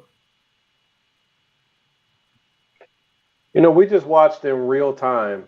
This is okay, fully my opinion, of course. Mm-hmm. We just watched in real time how social media and single people can destroy a relationship. Right? So the whole Kiki and her husband thing, right? That whole relationship is about to completely implode. He done been kicked out the house. He back at his mama house. All this because of a social media firestorm. Whole bunch of single ass women talking about what they would not do, what they would not put up with. He need to sit his butt down. He basically cutting down even his whole manhood because he's not the one who makes the most money in the relationship, and he's insecure and all that. Well, he is insecure. I get that, but all that shit. But all that stuff is like, now you got your amen corner, and so she kicks him out. Okay. Before that day, unless they already had issues we don't know about, y'all were working on a relationship like most married people do. Sometimes it's good, sometimes it sucks, but you're still doing what you do. You're married, you're doing your thing. But social media was so loud with attacking him, right? Because he apparently shouldn't even have an opinion because he's less of a man because she's the one who makes all the money. Okay? So you reduced a man to just being what he can do financially. Yep, that's true. Then she is able to do whatever she wants, walk around in a thong and do all that stuff because that's her body, her choice, her rights. Okay? But she's as though she's not attached to this man. And they said, well, he saw my outfit before we went out, so that ain't even what the issue is. The issue ain't that. You're right. The issue wasn't your outfit. He was okay. He could get past the outfit. He probably was like, ooh, look at my baby like that going out there, right? Because he knows you're a celebrity, right? What fucked you up was the shit with Usher. That's what messed you up. But, no, he said he wasn't jealous of that. I'm literally gonna have to listen. He can say whatever he what wants the hell to. these He people was are. jealous because that's how his reactions were coming out. But even whatever the thing is, but what I'm getting at is the people I was watching. I made sure I didn't make any comments. I was watching the people who were attacking that man and telling her that she don't need that man and all of that was a bunch of women that I know for a fact ain't got no damn body. True. Now that part is So, true. so 100%. real easy to get out there and be like, I would never put. You're right, you would never because you can't keep a man. So that's why you would never, right? That's cool, and it's cool. It's cool if that's your life. But what I'm saying is that let's do the whole math here, right? This shit you got to give up in a relationship. There's balances and trade-offs and all of that. But anyway, The deal is, I saw a meme the other day that made so much perfect sense. It made so much perfect sense. I could get anyone at any time, any day. Yeah, you probably could, but can you keep them? that was my post. Oh, that was your post. Okay. Yeah. That was your post. Yeah, that's the point. You can get anybody that you want. Yeah.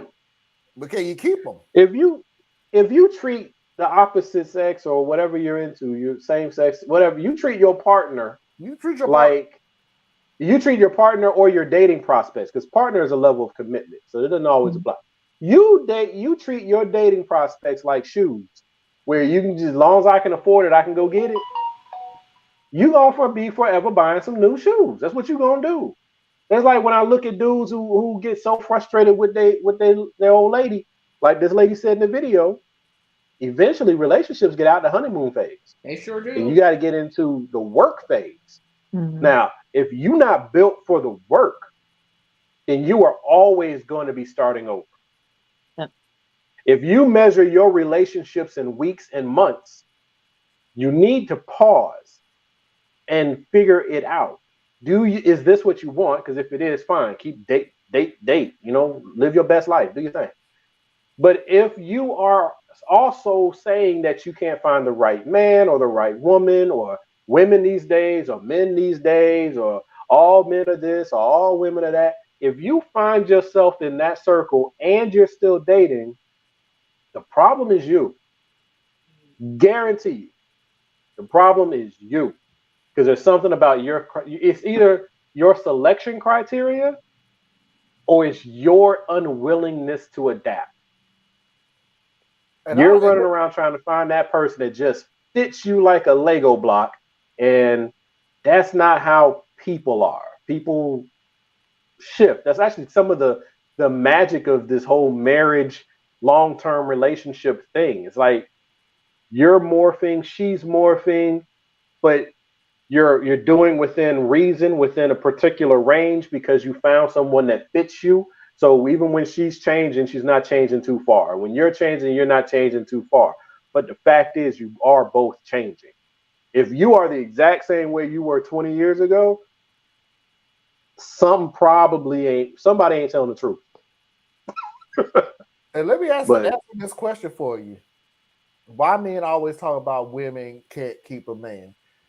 Afro, please watch the show. I say men can't keep women too. Often. Mm-hmm. Please watch the show a little more often, because I've always been the person that I grew up in the hood, and when I always say I can get anybody at any time, majority of the time I'm talking about men. And I had to grow up for the fact that it's not a set. You can't put a sex on that statement.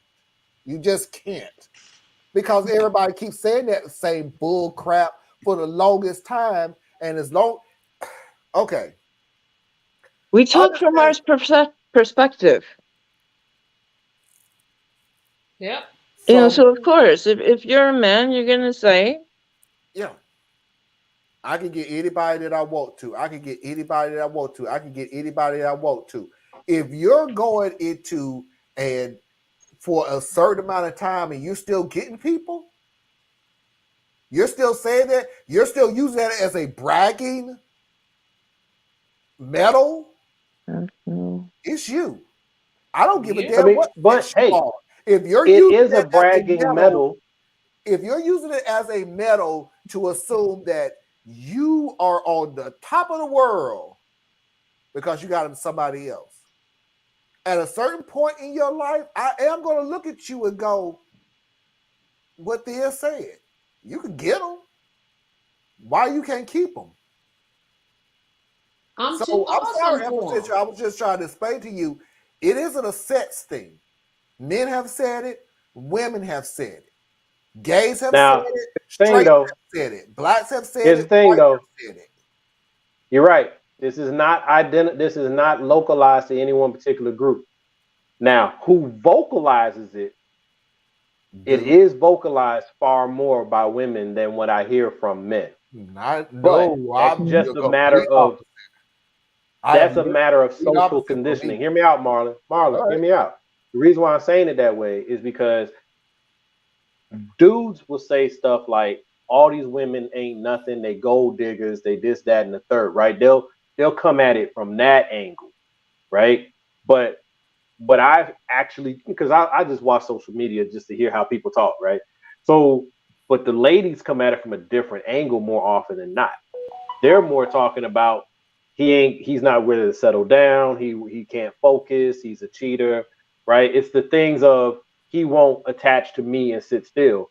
Whereas the guy on the other end is usually like she's defective, like she's a product, she's a thing, right? So they're both saying the same thing, they're just using different words.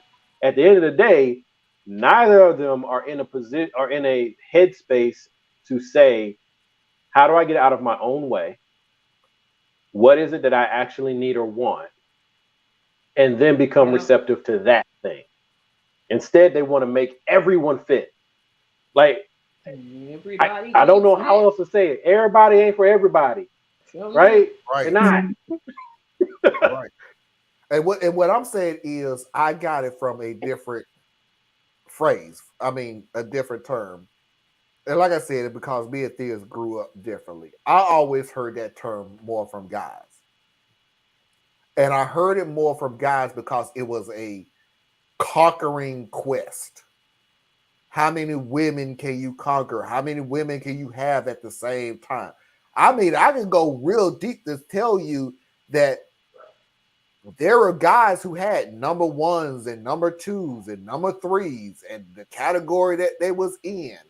And you don't do this with number one. Number three, you definitely don't do that with. You definitely don't do that with number three because of number one. I've heard that more from guys.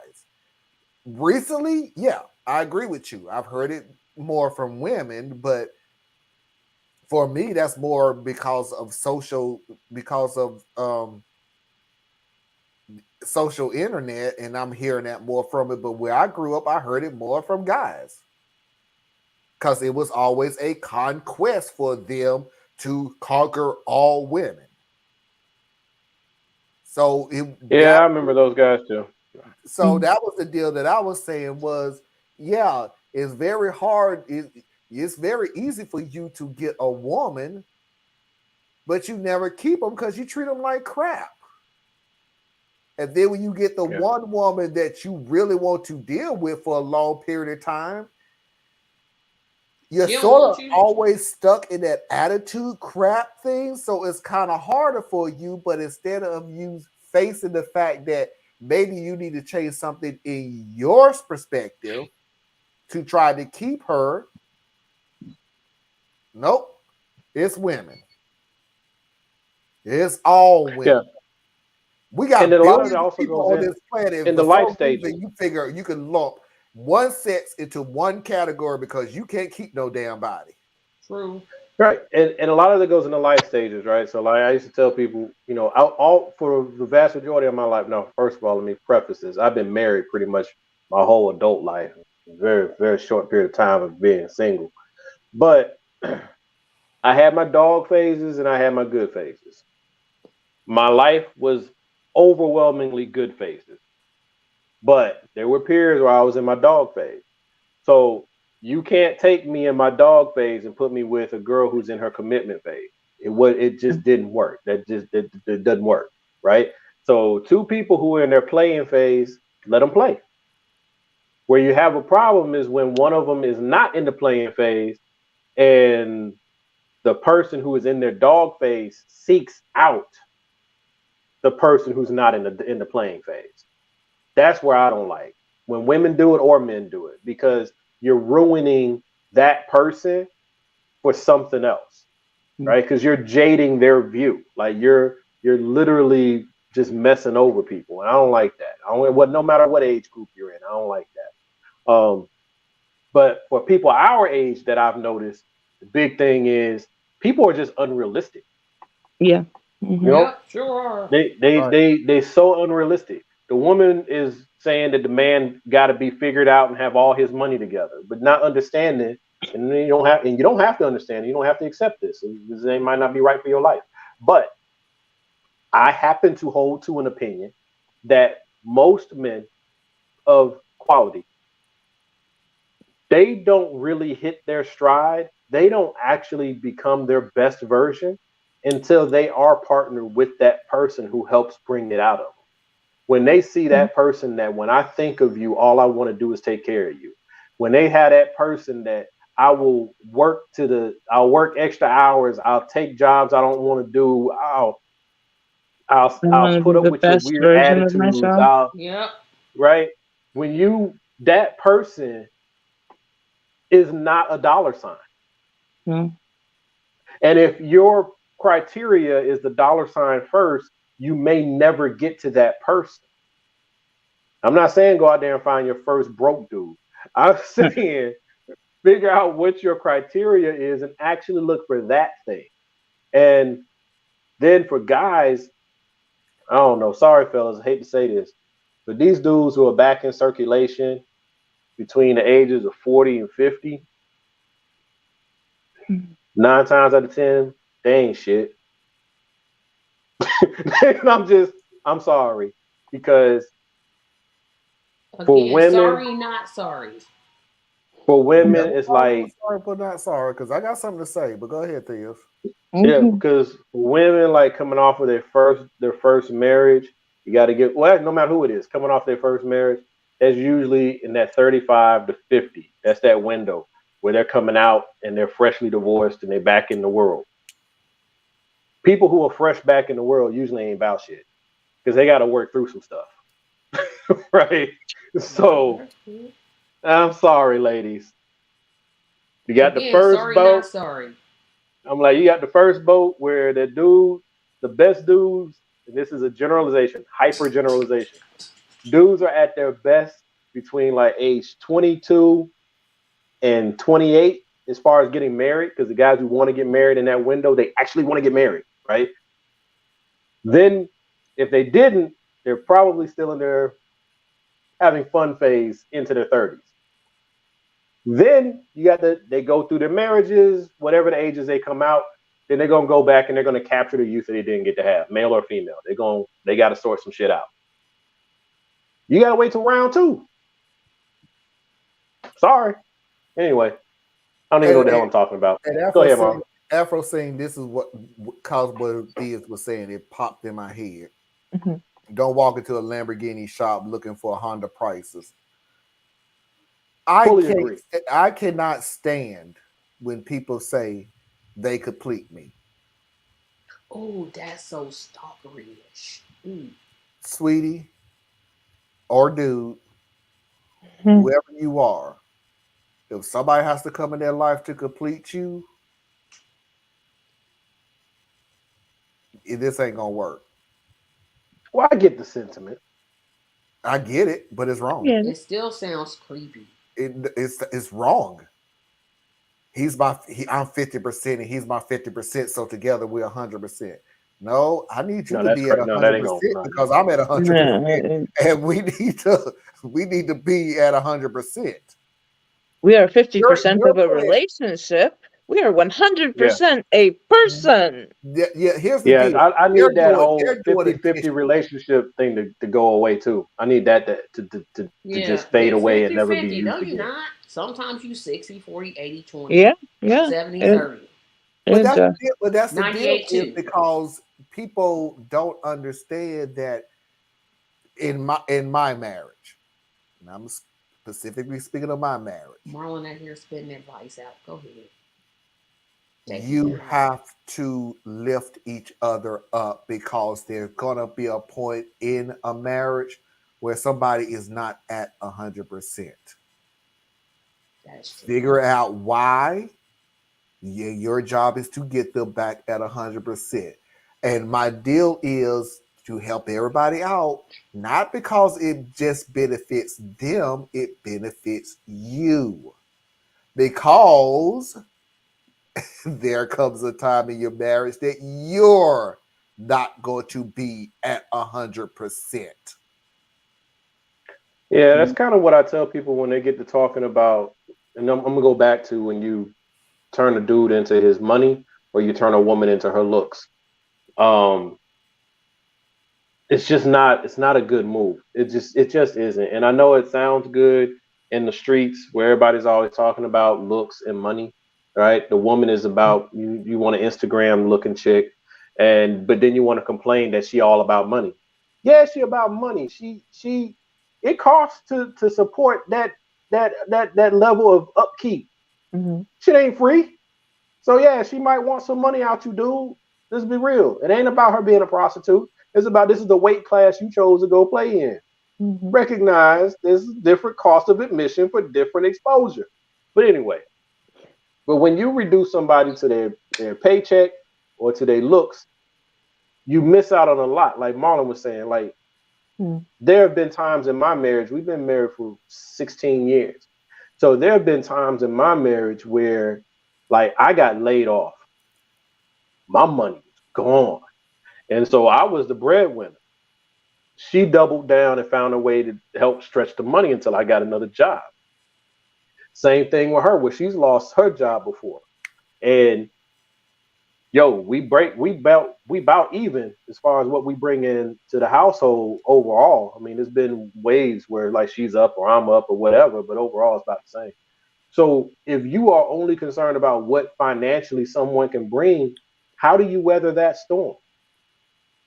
How do you weather the storm where she's so beautiful, she's, Instagram fine, and then you have a bad car accident or a medical experience, like maybe she has a minor stroke or age or a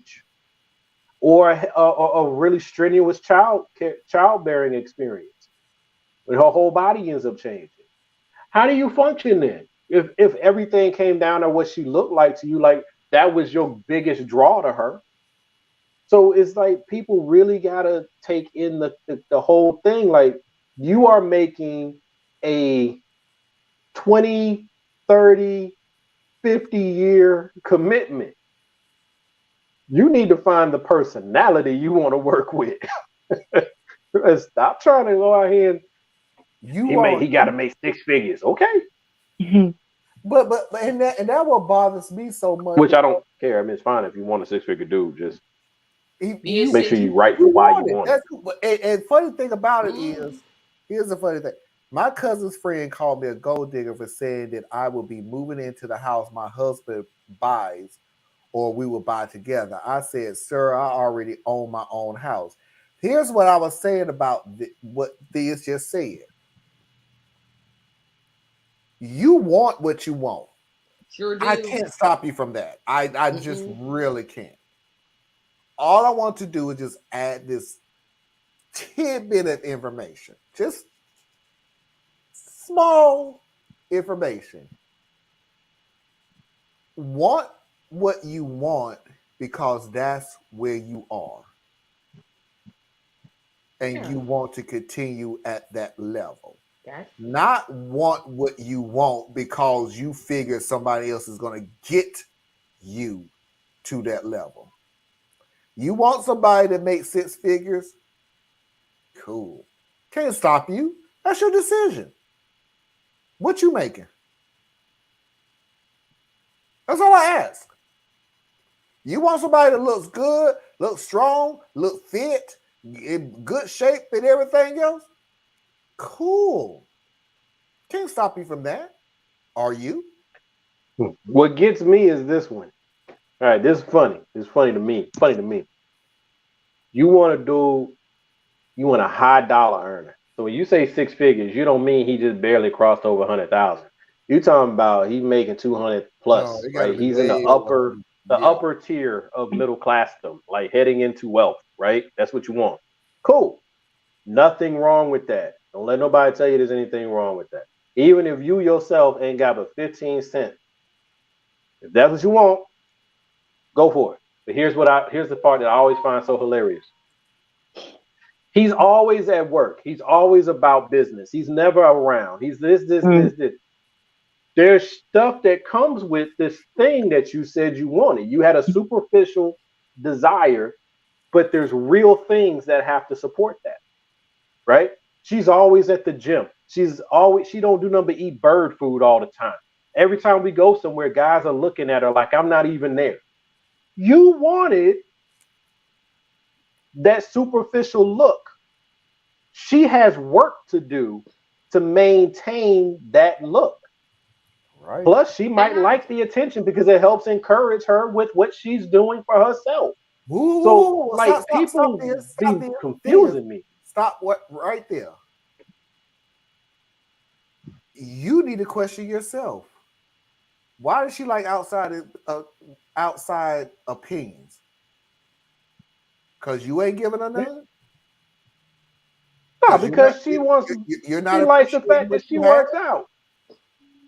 Yeah. Yeah, that's what I was. It doesn't have to be about she's seeking somebody else's attention. It could be that it feels good. Hey, it feels good when somebody that you don't know is like looking at you. I ain't lying.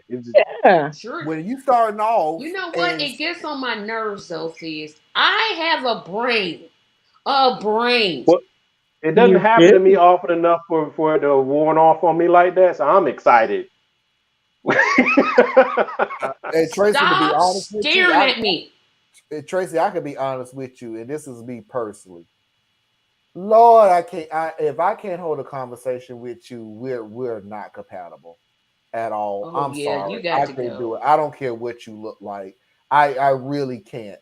It may be old age, as Diaz pretty much have proven that in my day moment. But for me, I can't do it. I cannot be with somebody who cannot hold a conversation about certain things. If I ask you what's going on in the world, this country, our people, and everything else, and you want to tell me what you heard Kim Kardashian was doing, we're not compatible. I don't give a damn about what she did.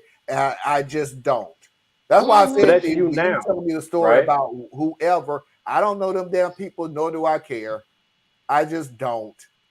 No, I've They're always not going been to like affect that. my life one way or the other, whether you stay together or you don't stay together, whether everything else happening, it is not going to affect my life one way or the other. But people have a tendency of, he should have stayed. She should have said this. He should have did this. She should have did this. I'm sorry. When the hell is this going to affect us? Okay. Nothing? Okay. When Usher call you up on stage? Usher, I'm never going to an Usher concert. So. He can't even sing. Shut up, Tracy. And Usher is a great performer, and he has some amazing music. He really did. Did. Not does. Did. Well, I mean, the man been doing it for 30 years. He been out that long? Say that about anybody. Dang, y'all must be old. Look at Whitney Houston. How was her last? What about Whitney? Whitney was overrated. Whitney was not overrated. I don't know what you're talking about. Whitney had a phenomenal voice. Let's end this conversation then. She had a wonderful voice, but she was still overrated. Beyonce ain't nobody spinning Whitney Houston album. Beyonce is overrated. Beyonce is Whitney overrated. is not. Whitney is not overrated. Beyonce is overrated. Like, you're not gonna have people playing Beyonce's music from 2002, right? Nobody reaches back in the crates, right? They're looking for whatever she's doing now, right? But Usher, you still go back and listen to his stuff from the 90s, right? He's Whitney, really I'm been out sorry. that Ain't long. nobody going back bumping Whitney, man. You got like 3 songs you Yes, really we like. There's are. like What are three you songs talking you really about? like. I want to dance with I literally somebody. listen to Whitney What? Houston. I listen to I'm not saying Whitney she a doesn't lot have a more than great. I I didn't listen say to she didn't have great Beyonce. songs. Ain't nobody turning that on. Ain't Man, nobody turning that on. you know It ain't what? happening. I really was Y'all can gonna pretend let all this. you want to. I'm not gonna let y'all pretend with me. I really was gonna let this go. I really was, but Theus has pissed It's me late. off to the top of his Yeah, it feet. is. I keep I yawning. need to wrap So up. Why, yes, I'm an evil left-wing sheeple snowflake working for the deep state here to force your wives to get abortions and then leave you for transgender lesbians. Yes, it was us Antifa that stormed the Capitol to make you all look bad so that we can take your guns, spread communism, and blast Cardi B in your churches. And you're never gonna stop us, and you're never gonna stop us, and you're never gonna stop us, and you're never gonna stop us, and you're never gonna stop us, and you're never gonna stop us, and you're And you have now played that song more often than probably anybody has played a Whitney Houston song in the last 2 years. Yeah, I'm with Parker. Who is better than Whitney? Is who? Who is better than Whitney? That's the Patty question. LaBelle? Oh my Mm. gosh, Patti she LaBelle is cannot not sing. better What are than you talking about? All she does is scream. Oh, Patti LaBelle is not Well, better. Fitzgerald. Um, she has literally one song. Believe the one she Fitzgerald. sings Aretha in Yeah. Franklin? French. Aretha Well, Frank. you Yeah. women, you badmouth Aretha, we really gonna fight. We really gonna fight. Patti LaBelle is not better than Whitney Houston Sure ain't Yes, she no, is. at all. no. Yep, First of sure all, is. Whitney didn't scream and roll on the ground when she sang. She sang the song. Patti LaBelle throws in the kitchen sink, the toilet, the refrigerator. Look, you ain't got to put all that. Here's LL your fired fire. you. Thank you. LL fired you. I would say only maybe Mariah Carey is better than Whitney. I mean, technically in voice, but I love Mariah, but I can't do that. Like, I love Mariah. Like, her, to me, I can put Mariah on and listen to just about any album she's ever put out and just roll with it. Whitney, I can't do that. But I'm still not going to give her over Whitney because she won't even give herself over Whitney. But that's because they were I'm friends. still going with Aretha and Patty though. Sorry. Aretha is Patty nowhere LaBelle, near. Aretha, yes. Patty LaBelle, no. Aretha, no. Aretha, yes. I've never thought Aretha was that great of a singer. What are you talking about? Never thought that. Oh Never thought my that. gosh. Take me down. Take me down now. Are you out your mind? Are you out of your mind? Woo, we leave y'all with something to talk about. Why Marlon has no taste in music, literally. But the best male singer, Luther. this is a tough one. Marvin Luther. It's Gaye. a tough one. Luther. Marvin was almost, but it's Marvin. Luther. Luther's my number one. Luther. And then like I would my say number 5. I would say it would be Luther, Marvin, Teddy, and then Gerald Levert. Gerald Levert, he's a good. Nah, Marvin. Well, he's dead now. I know, but yeah, I don't think he didn't give a damn. Now tell everybody where they can find you. BoreliaEtc.com. Yes. Wherever any of these wonderful people on the panel appear, where you can find me most times. There you go. Tracy. when Marlon and Theus are mourning great musicians and great musical artists, you can always find me at TracyMediaLLC.com. We have a show tomorrow. I have no idea what it is. Sorry, but I don't. Just being totally honest with you. But guaranteed one thing: there is no shows next week. I will be going on vacation, so you will be getting it all replays. Now, I'm getting that all out of the way to say this. One of the shows will be on Saturday. It is the show me and Theus did, Friday Night Guys. Why? It literally got the most comments of any video we have ever Sure Duh. did. I'm like, okay, he paid So for it. we will replay that next Saturday. If you want to know what next Saturday's video is going to be about, is that, ladies and gentlemen, It's probably because it was about race.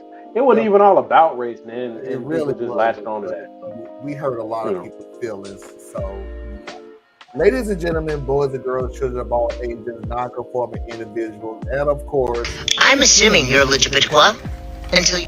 That is our show for tonight. I appreciate Anna, I appreciate Fizz, I appreciate Tracy, and I appreciate everybody that watched.